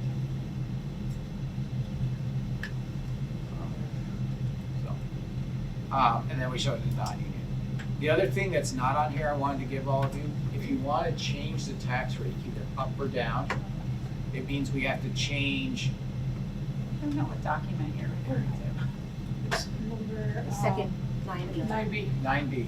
There's two 9Bs. There are the two 9Bs there? Yeah, it's just a second. The last document. I don't have it. You don't have it either? So it's like, what does it look like? It looks like this. Oh, refresh it. Okay. Yeah, sorry, this one I literally wrote up today because I wanted to make sure you had notes. It's not so important for tonight, but it's important when we get into December. So I'm trying to give you this information now for when we get there and you'll have more questions. But I want you to know the assumptions we use as we build budgets. Okay. The thing that's not on there is that, and this is a very rough estimate, I did it with a calculator, I didn't go by Bree. So that's how rough I want to say it is, okay? About $400,000 change in the budget changes the tax rate by a penny. We always say, what's a penny cost in the budget? It costs $400,000 to change the tax rate. Yep, that's, Mary Ann just whispered it. Might as well say it. That's 4 teachers. It's not a simple thing. So, the other thing that I don't know where to do it, Nilda, and maybe time is too late and we just send it out to the board, but I want people to have the online survey. Tonight was not to have all the information and collate all the information from all the input. That's really for you in December, and we'll keep giving that to you. I have a presentation that, I'm not even sure it's in the packets, I did the analysis last night. We had 150 people fill out the online survey, which was the same questions you did tonight. And so I did a theme analysis on the open-ended questions, and there's just straight counts and percentages on the dots that you did tonight. So I don't know what your pleasure is, if you want to see that tonight or you want that to just be sent out to people and have that be a further discussion at another time. I think, well, I think that probably from a time perspective, we should send them out, but we should definitely look at the data afterwards. So put it on the agenda for next time to look at it and discuss it. Right, but send out the survey. Send it out, yeah, tomorrow. Yeah. Because we might not all have to our code either. Yeah. It'd be great to see our data, the data that you're talking about, to be able to We're gonna put both all together for you, yeah. I'm just trying to give you what's online, we can definitely do that. Yeah, no, great. Yeah. May I ask this question? So, appreciate the FY 2025 for the current positions to be hired. I think we had a conversation about looking at that over trend, just so we can look at that for, maybe a few years back, just to see what we've been able to, what have we been able to do without, what has not been hired in the past several years, not just the snapshot of here. Yeah, so this was the easy thing to do. Fine, That just takes saying. more analysis, so I hear your question. Yep. Thank you.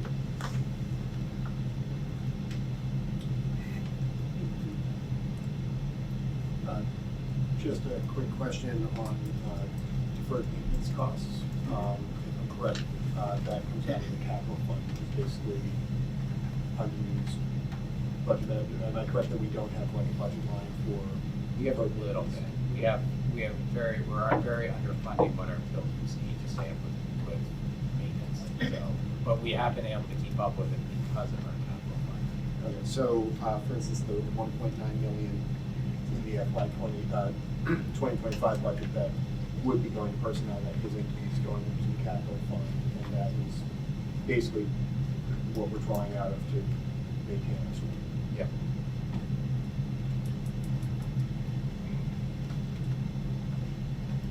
Is there a capital plan? Yes, there is. Yep. You asked back in, I don't think you were on the board yet because you were appointed, but at the meeting right after town meeting last year, the board actually authorized us to go make a $3 million plan. Been working with the facilities directors, we're almost there to bring it to you and say, so if we were to use $3 million of the capital fund, I don't remember how much is not allocated right now, but to come back with a plan. I can tell you, like, this building needs, and I've said it already in public meetings, so I don't mind saying it again, we have a very operable fire alarm system. It works in here, but we're basically buying detectors in the secondary market because you can't get them anymore. So we need to replace it in this building. It's the number one thing we have to do. And it's a little under $1 million to do it. This building is safe. I wanted to say that a lot. This building is safe. The system works. It's just getting to that point where it's at the end of life. We've got to replace it. Okay. So, in regards to core budget assumptions, do we want to adopt these assumptions and go on record as adopting these assumptions from the cross-budget assumptions document on October 28, 2024? I don't think we need a motion for it. I think we just need some general consensus unless you change my mind. I'd like the board to somehow, it's your decision on how you want to state that these are what we're approving for the assumptions. It helps us as a leadership team to have the board support saying use those assumptions. Okay. So we don't have it listed as an action item. No. We're okay to do that, or? In Robert's rules, you can move things. We generally don't do that as this board. So I think we could see the friendly straw poll or. Yeah, that's kind of what I was trying to do. Is there agreement that we want to adopt these assumptions? Anyone disagree or have some issues with, or see some barriers? Okay, so what I'm hearing is that we are adopting these assumptions as a group, and I don't think we need a motion for that. And I'm going to summarize that one more time. We're into the topic of core budget assumptions. We've been looking at the memos under 9B, and we have the core assumptions, and then on the other page we have the CPI graph, and then there's the third thing that you mentioned, which I didn't know which, we do have it. Actually, it's called what? Just other budget assumptions. Other budget assumptions. So, as a group, we have adopted those. Agreement? Any issues? No? Okay, good. All right, core, budget targets and models. Attachment 1C, we don't have that. There is not an attachment, actually. I'm sorry. That should have been taken off. Okay, so we're going to table that? No, we need to talk about what budget models the board would like us to develop. Let me tell you a little bit the process that we're doing with the leadership team is that people are out working on developing a budget right now at level service. So so I'm not going to ask buildings to build 3 or 4 budgets, right? If you as a board say, hey, these are a couple targets we want you to estimate for, we would tell you what we have to pull out to get to those targets. So if you said, we want you to do 2%, 1%, 10%, right now I told you that level service is 5%. So if you tell us what other ones, and then we'll work to tell you what it would take to get us there. I will tell you that for myself, an ethical piece that I will not do, I shouldn't say will not do, but really do not want to do is list individual positions. It's not fair to our employees, and it causes a real climate. We would tell you the general areas that we'd be looking at. If there are some areas you said don't touch, I'd like to know that. But I can also tell you that, when we look at like supplies and materials, it's like 3% of our budget. Okay? To really affect the budget, because we are such a big budget, 80% of our budget is personnel. So I'm empathetic that it's two people. I don't like that, but I also know that there's, if we had to look at cuts, we have to assume the energy increases and assign multi-year contract like waste management, like busing.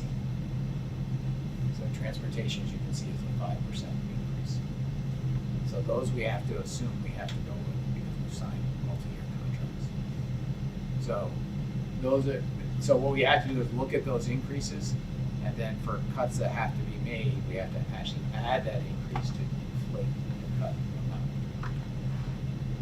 So I just wanted you to kind of understand as a board. And I don't know if there's any questions. We've been talking about this a lot as a leadership team and our plan to move forward. But really, we're going to build a local service and go from there. But I wanted to know what you wanted to know as a board, so when we come in December to the first meeting, we can tell you where we're at. And one of the things we'll be doing for the first time in Maple Run history, I think, is we're going to build a budget from actuals, not from budget. Every year, the budget's been built like, what's the 2025 budget? Now let's build 2026. We're not going to do that anymore. We're going to say, what's it actually cost right now, and build a budget from there. We think there'll be some good savings there. How much? Don't know right now. Bill, can I ask Yeah. a question?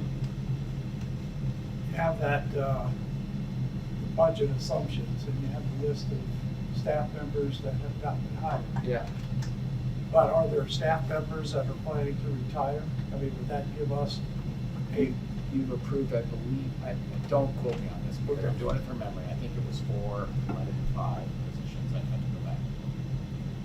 You Okay. approved some in October. What I'm saying is,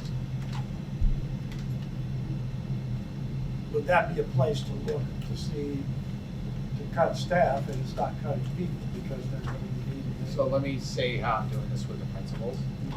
I'm working with the principals. If there's a target we need to get to, we give the building a target and say work for what you know for your student needs in your buildings. And we're also talking about that question about equitable versus equal, is that we know the student needs and we're looking at 7 different factors. And remember how I talked to you as a board about we have our core staffing model, how much allotment for the size of the school, how many students are there, and how much for different student needs. And we told you that our equity measure, everything comes back to poverty when we do an analysis of the historical and marginalized categories. The one that stands out the most is poverty. So we're using poverty as a measure to distribute 10% of the staffing funds. So we're going to reallocate our staffing. I don't think it's got much of an effect, frankly. When we looked at it, it didn't have a huge effect. But it was a way of saying, hey, if we've got to do reductions, we know how to try to do that more equitably. That's why that question about do you agree or disagree about moving funds, even if it means your school or your student doesn't have those funds. Because this board has talked a lot about equity and ensuring the kids that need it the most have those supports. I have 2 questions. One was a question that I brought up the other night about looking at efficiency, budget efficiency. Excuse me, and if there were any areas that Bree and Becky thought that we could benefit from doing some efficiency streamlining to benefit the budget. And I'm not looking for an answer tonight. I'm just wondering, like, are we still looking at that? Oh, yeah. And I know you said that the materials and supplies are it's only 3% of our budget. And I guess I just want to make sure that we're, if you take 3% and then another 1.9%, then it all adds up. Yeah. So years ago when we did consolidation, there was an area that we said that we were going to continue to look at, but I don't believe it ever got addressed, and that was looking at a bigger purchasing, buying point of view, that we would try to do that more as a district rather than by school. And I know that a while ago continued to get pushed off. Is that something that has been put in place? Bree, do you want to talk about that being amazing? So we The state of Vermont actually goes out to bid and they get the best prices. And so like for the facilities, I believe it's Swish right now that holds that, so they hold the lowest prices. And we utilize Swish quite a bit. We also get a rebate back from Swish. Actually, it's now called Breeze Plus at the end of every year. We also work with School Specialty and WB Mason, and they also provide heavy discounted items. So is that a yes that we're ordering district-wide and no longer by school? We are Or ordering supplies by and school materials? still, but we are receiving the discounts. Okay. Yes. It's actually statewide discount. Right? Yeah. The whole State and government. The whole state's gonna Great. So the savings is kind of there. The thing that we are gonna look at and normalize, we don't know how we're gonna do it, so we actually haven't done it yet. But Bree's been doing an analysis on supplies, materials, about, it hasn't been standardized across the district for every student. So necessarily at one school, the amount a student gets for supplies, per student, amount for supplies and material may be different in another school. We don't know how we're gonna tackle that, but we're starting to look at that.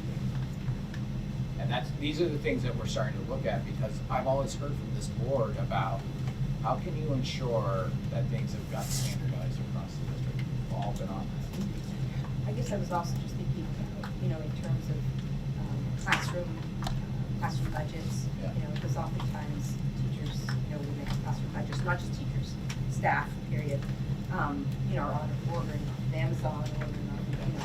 So, you know, is there a way to try to streamline some of that purchasing so it is, we get a better bang for our dollar? I mean, that's. And you don't have to answer now, I'm just putting it out there. Yes, we would like to consider that, I'm thinking. The logistics of it, I think, would be a little bit difficult to coordinate everybody into each of the, or one person into all of the schools, so. But just to add to that though, if a staff member submitted a receipt for reimbursement, you could tell whether it's something that you already get discounted for, and why'd you buy it from XYZ company, and you could have gotten yours from WB Mason perhaps. You know, like there's an opportunity there too to happen. I doubt that happens a lot. There's also a cost for that, because then you're getting into centralized purchasing at cost per student. That's why the state contracts are the way to go, because it's one place. You always go to WB Mason. You let the school go get what they need. They have their budgets, they do it. Instead of having, probably need another clerk of some sort, if we did that centralized. So then there's a personnel cost. And most schools have looked at that, and actually when you look at the big school systems in like Hartford, Connecticut, they tried that, found it costs more. It's better to go to the contract and say, school, this is your budget, you spend it. And you do the contract gets you the discount, the purchasing happens at the school. Bill? It's limiting the people purchasing. Yeah. You probably do this, but I'm gonna ask the question. Staff members often have multiple certifications. Yeah. And let's say there's fewer students in a certain area, that you might consider to cut that, because it's not being, and the person or the people that are certified to do that also have other certifications and could be moved to save money. You know, Yeah. the concept, and probably ought to do that. Yeah, so a little bit. Maple Run's really in a great place compared to the rest of Mount Bend. I think all of you know I work in much smaller school districts and schools. If you look at the PICUS report that came out, it talked about optimum school size. Our elementaries, Fairfield would be small compared to that, but Fairfield's I'll put that one over here right now. Our elementaries, our middle and our high, are the size for optimum efficiency. You lose efficiency at a certain big size and you lose it at a small size.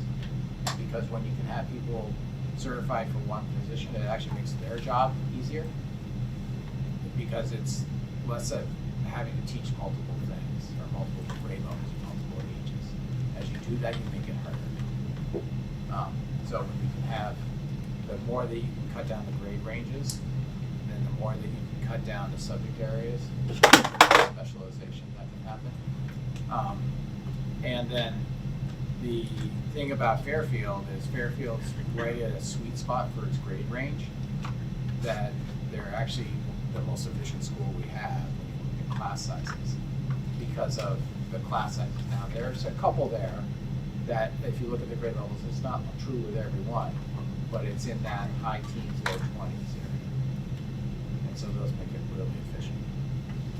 It just happens to be, and I've worked with other schools in other parts of the state with different grade ranges, but that same thing is true where you've got that 15 to 20 area and your 15 to 25 area. It really seems like it's when you have either sides of those, so, or you have to have a 0.6 teacher.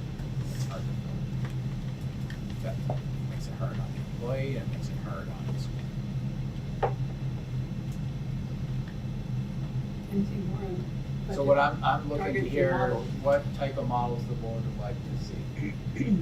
I think I would like to see a projection of what the governor is requesting for that 3% and how that would affect, like, his suggestion and what the school actually, they're suggesting and comparing the two. Okay. Does that make sense? Like, what are our actuals and what is that budget? How do they look, how do they compare? And then, just for my clarification. Yeah. This would show a 5% with these assumptions. With all these assumptions, doing budget to budget, I want to be really clear. We're going to go to actuals to budget, which is the way where there's been a lot of savings seen in schools without having to change personnel. And it's still actual to whatever. We're going to do everything actual to budget. Cool. After tonight, Yeah. we're going to stop talking budget to budget. And So then these estimates are budget to budget. So if you were to go from a 5% example to a 3% example, you actually have to cut 2%. Yeah. Yeah. And so if you were gonna go to a 0, That would be a level funded. you would cut 5%. Cut 5%. So can we see all three? Is that crazy? I'm saying I'm willing to do up to 3. So that's what, and you can always tell me if you disagree with that and tell me to do something else as a board, but I've been trying to push for no more than 3. We're gonna have, once we get it zoomed in to what we want December 1st, then we're gonna take one forward from there. The first meeting in December. So when these are presented though, you're not gonna be, or are you going to be stating, well, this eliminates this, and this, or are you just gonna say? I'm not this gonna give you an eliminates it all? accounting, I'm gonna tell you the money and the types of positions or things that go. Gotcha. Okay? But I do not wanna do a county position, I don't wanna say 3X types of teachers, or 3X types of ESP, or 3X types of, that's not fair to any individual and hurts the climate. When you're asking for modeling, they hear that as, wow, that's happening. Yeah. Because people misinterpret that, you're trying to educate yourself as a board, and I don't wanna put that climate out there. When we do see the 3 models, will it just be like faculty, supplies, like the larger groups? I haven't thought that much out. I want to make sure I can kind of, like I said, it's that balance of protecting the staff at the same time, giving you the knowledge you need to know. So like, what's going to be cut? If I were a board member, I'd like a little bit of knowledge of what's going to be cut. Yeah. And that's what I hear you saying. Yeah, she's saying personnel. Yeah, personnel. Like if the 3 models, when the 5% faculty would be this much, 3% faculty this much, 0% faculty this much. Yeah. Kind of like that range, per se, instead of the overview, because the overview just gives us a number that we Yeah. can compare ourselves. Okay. So would that be the will of the board, 5%, 3%, 0? See what that does? Sounds almost like what you just said. Well, again, that's hard, again, this is breaking it down that low, I don't know, but it would be nice to be able to see how everything is being affected, like the overview of the budget, and then how each category per se, not necessarily each school, Yeah. but each category is being affected. the review with tool, then it brings it down to like where staff's gonna be taken out, but if you do like faculty, the whole district. I mean, I think we're kind of saying the same thing. Yeah. Yeah, I think we're saying the same thing. And I think you I have think to, we're saying the same thing. you have to present this in a way that we understand what you did. Yeah. That we can appreciate where cuts are being made. Yeah. Without knowing that we're cutting Mr. Kelly here in music. And I just learned your name tonight, so you. I don't appreciate that use of my name. And, Please. you know, that way. Yeah. Thanks for General, coming. general categories. Anyway. You know that I'm kidding, right? Just. Yeah. Oh, I don't need to be. Well, just sort of a comment is, last year around budget time, I sent a testimony in when they were talking about changing how the school budget was going, and I was trying to illustrate to the legislature what I used if we are looking at level funded, and if we're looking at 5%, and I in trying to illustrate that, I only had staff numbers to do. So it was, if we cut down to this, it's X number of jobs. If we cut down to this, it's X number of jobs. And so having more detail than that, so like I think it would be the weakness in the argument to illustrate everything. I think to a degree a weakness in the argument to illustrate everything is pure personnel cuts, and so having multiple categories kind of without, I'm not looking like we're going to cut. It would cost two classroom teachers in the ESP to get down here, but just, in terms of, the general buckets that we're looking at, and having that level of detail is very effective in terms of explaining what we're losing when we cut things. So I think you just agreed with me. Yes, I agreed in a long-winded way. Okay, thank you.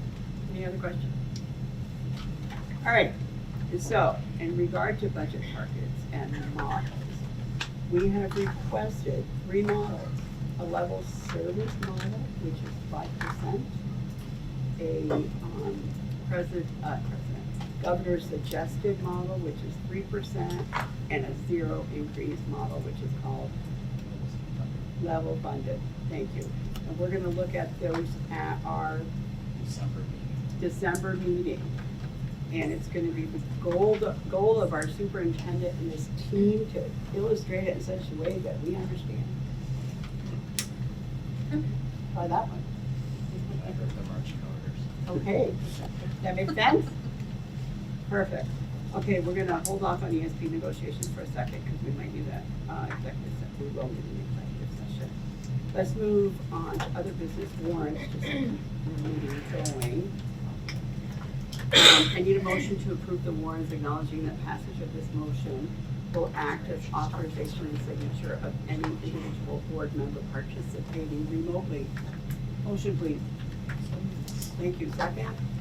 Thank you. Any discussion? Let's take a vote. Motion, in favor of this motion signify by saying aye. Aye. Opposed? Any abstentions? Motion carries unanimously. Next item on the agenda is superintendent report. Take it away. Okay, well, I'm gonna try to be short. I've done a lot of talking.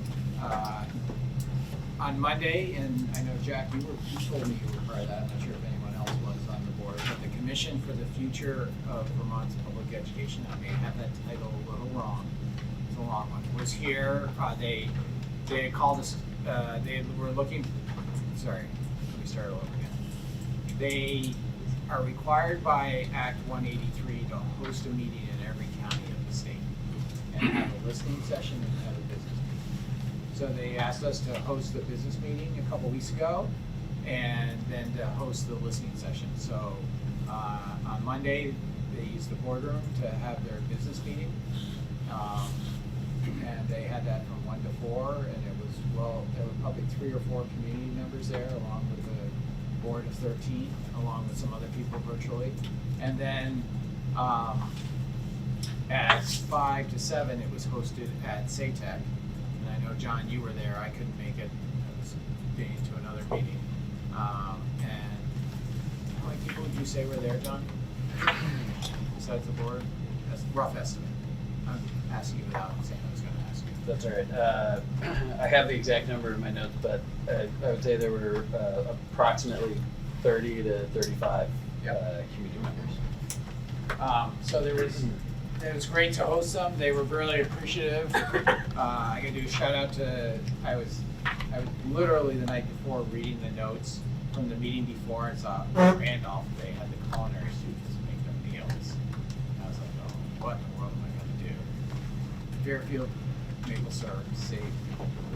Because I called up to the school, I get some quartz, blue ribbon, and the whole committee said, all right, you're up in the game from what we had last month. You give us each a quart of maple syrup, and I say, hey, the kids made it. We've got lots of it. It's good stuff. So I really like it, and we've used that before. We do that for a lot of visitors. So it just really shout out to the kids at Fairfield for making that. And always having that on supply is really Keeley or so did it for us. And Judy Magnan, Judy brought it right down. She said, here you go. Here's some syrup. So really good thing. They're working on getting their report. The seriousness part of it is they're working on their report to the legislature for cost containment for this year.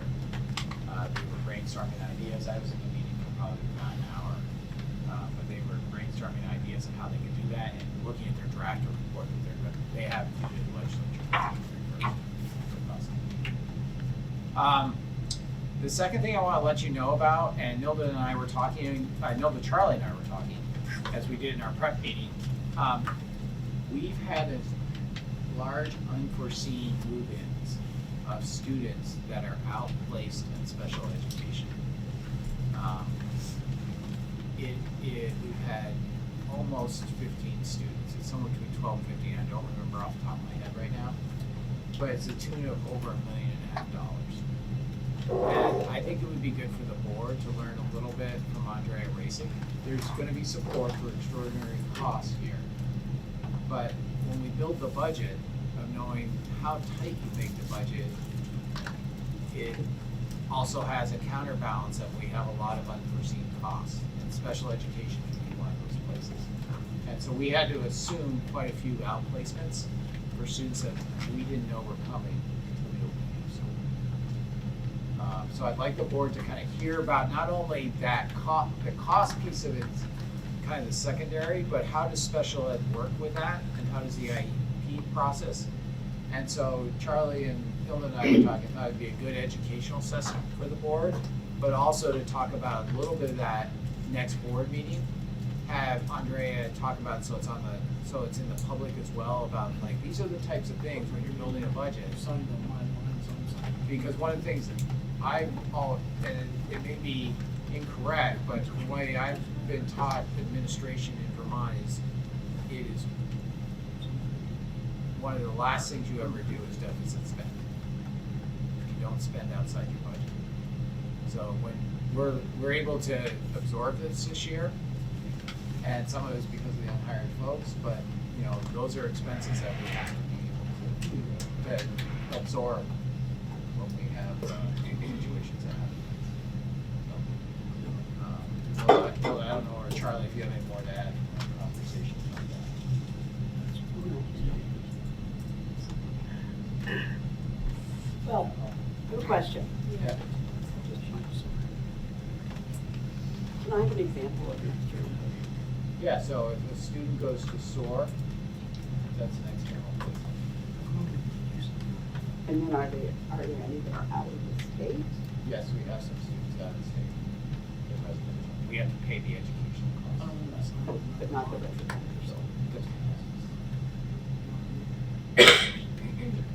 What their issue is? Gotcha. And all of these students, I'm sorry, I'm distracted. And all of these students, I'm asking, are all of these students, when you say move-ins, right? Yeah. It makes me think about the students that potentially were homeless and None of these were homeless. none of them were homeless. They moved into the community. Moved into Into Maple Run.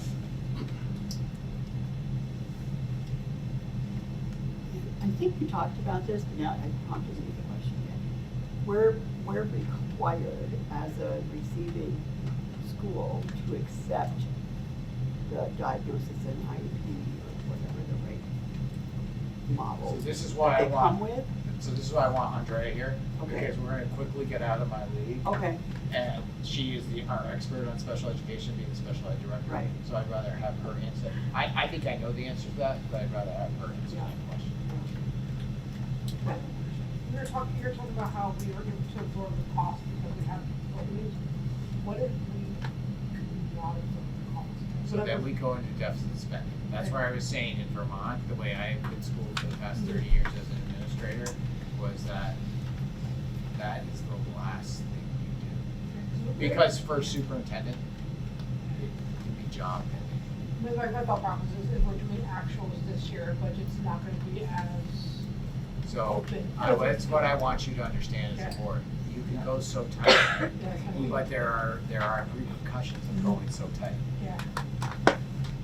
Oh, my thought process is what would happen if we go too tight? Yeah, that's why this is that's what we were talking about, Charlie, Nilda, and I, said that would be a good educational topic. And then talk about it as well in public session, like, these are the struggles that I need guidance from you as a board. You know, how do you feel? What do you think works with our community? Because a lot of you are in private business, like, how tight is your private business budget and able to be flexible to be able to make the maneuvers you need to make, and the risks and liabilities that you have as a business. We are a business. People don't like to say that in education, but we are, and we have to run it like a business. So we have to be able to protect ourselves from liabilities that we do have. And I hate to say it that way, but that is what we have. So there's no nonprofit, people's budget runs through the nonprofit. Are there patterns in what we're not able to provide with our own alternative program? Yes, and Andrea can speak to this. So it sounds like it's important for her to come because. Yeah, she would come both the education and. She was here. She was, yeah, she was here at the beginning. She was. Whatever, like, go home. Right. Go home. That's good. All right. Except for John, yes, instead, and Brittany. Perfect. All right, that was the superintendent's report. Board announcements, any board announcements? I just wanted to share one thing. Bill and I were at Rotary this week, and there was a speaker there talking about the population of Vermont and how, you know, we have we're like the second lowest birth rate in the country. We have the highest aged population in the country. So as our population continues to decline, they want to attract more people to move to this state. So the goal is to hit 802,000 people by 2035. And if we don't do that, we're going to start losing amenities like quality schools because there's less people paying the taxes. We'll lose the health care that we've come to rely on and the specialists in the area and accessibility. There's a big report came out, you know, saying some hospitals should be closing in Vermont. So those are all things I think that are important to think about as a community and how we can make this like a welcoming place for people to relocate to, because that's the goal, to keep our state thriving and keep the things that we've come to value. Great, thank you. Yeah, Jess, I thought it was great, and I was thinking about would it be good for him to come, even if it was virtual, to do a little bit of that for the board at some point. Yeah, for the whole community. Yeah, it's a really, the future, it's a nonprofit that's trying to solve this problem of the future. That sounds awesome. That's good. Yeah. It's in economics. Yes. Okay, any other board announcements? Plan for board observations, that's my rah-rah. Oh. I do one. I went to NCTC. I noticed that they had like a cosmetology, and my cousin did that, and I actually got my hair trimmed. And before that, I set up a meeting and walked around NCTC and toured it. It was really cool to see programs and how diverse the programs are. About what the shortcomings of their capacity being small, and how they're not able to actually expand a lot of their programs because they don't have the space right now. It was a really nice experience to just go through the program. And you filled out one of those I board did not, I reflections? couldn't find it online, but I will email her. But we will, we will. Perfect. You got a reflection? Okay, reflect.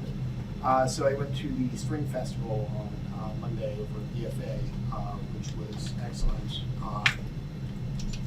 Shout out to Zach for playing the drums on Crazy Train, which was kind of the highlight of it. It was an entire orchestra of kids playing Crazy Train, which turned out magnificent.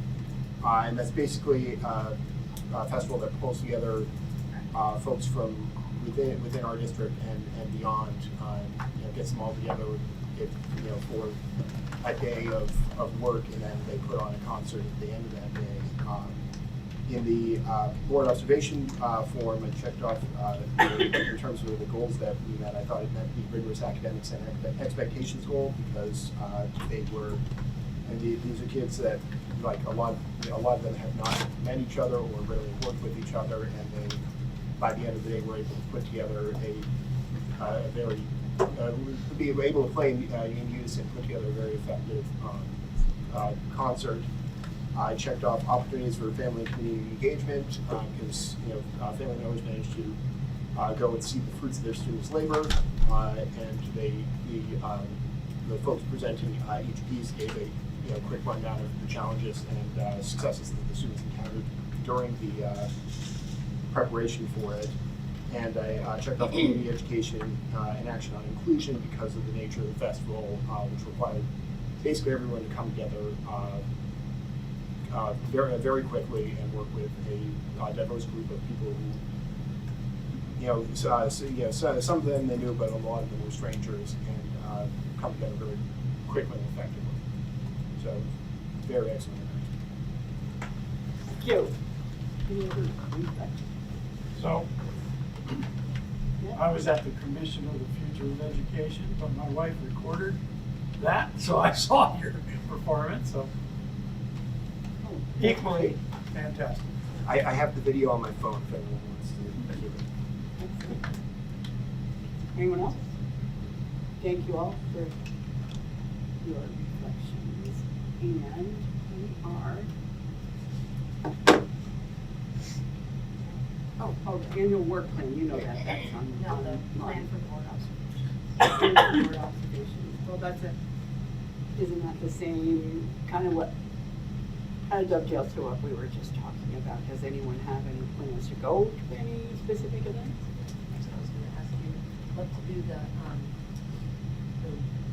Tuesday before Thanksgiving, if possible, to go to the,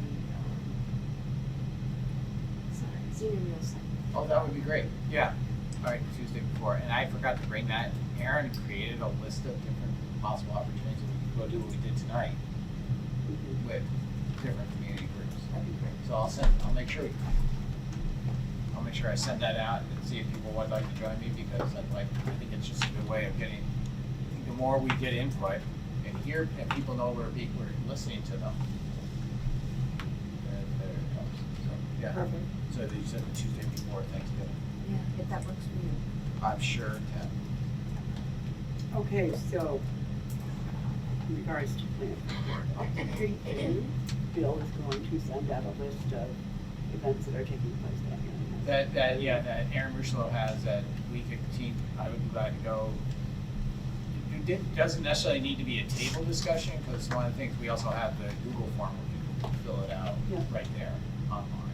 So it can be either or, and then we'd go like the city council. I'm going to talk to them shortly, or select boards. I'll send you the list and see if there's something you want to keep looking at, and then you can go get some input. Perfect. And then, go ahead. Oh, just in terms of upcoming events, I'm going to be at the BFA musical, Beauty and the Beast, at the end of November 21st is when it starts. And so I'm going to be filling out these, but if anyone else wants to go, it's going to be a great show, and it would be nice to have, I guess, multiple points of view and see where the different interpretations of what films are being done there. Do you know anyone that's in it? My entire family. my son, my daughter, and my wife are all in it. There you go. And I was at BFA yesterday helping grow the same, so. Nice. My daughter was Beauty and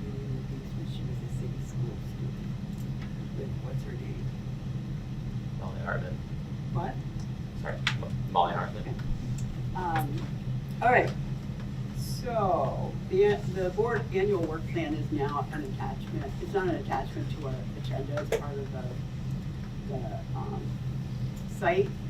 And it's a moving target, obviously, and we know that we have our first draft of the budget on December 4th, our second draft on December 18th, and then adoption on January 15th. So those are things to keep in mind as we move along. All right, the next thing we need to talk about is ESP negotiations, and I need a motion to have a finding that ESP negotiations, because it's a personnel matter, falls under the appropriate Vermont law that the minutes are gonna reflect, but I don't have on the top of my head. But I have them here, I can actually, state it out here, ESA subsection 313A1. So we're gonna have, I made that motion because I'm the second motion that, Second it. Thank you, we're gonna call for a vote. All in favor, signify by saying aye. Aye. Opposed, abstentions, hearing none, motion carries. Now I need a motion to actually enter into executive session to discuss the ESP negotiations. Please, actually I made that motion, so let's have a second. Second. Thanks, Amanda. Any discussion? All in favor, signify by saying aye. Aye. Opposed, abstention, motion carries. We are now in executive session.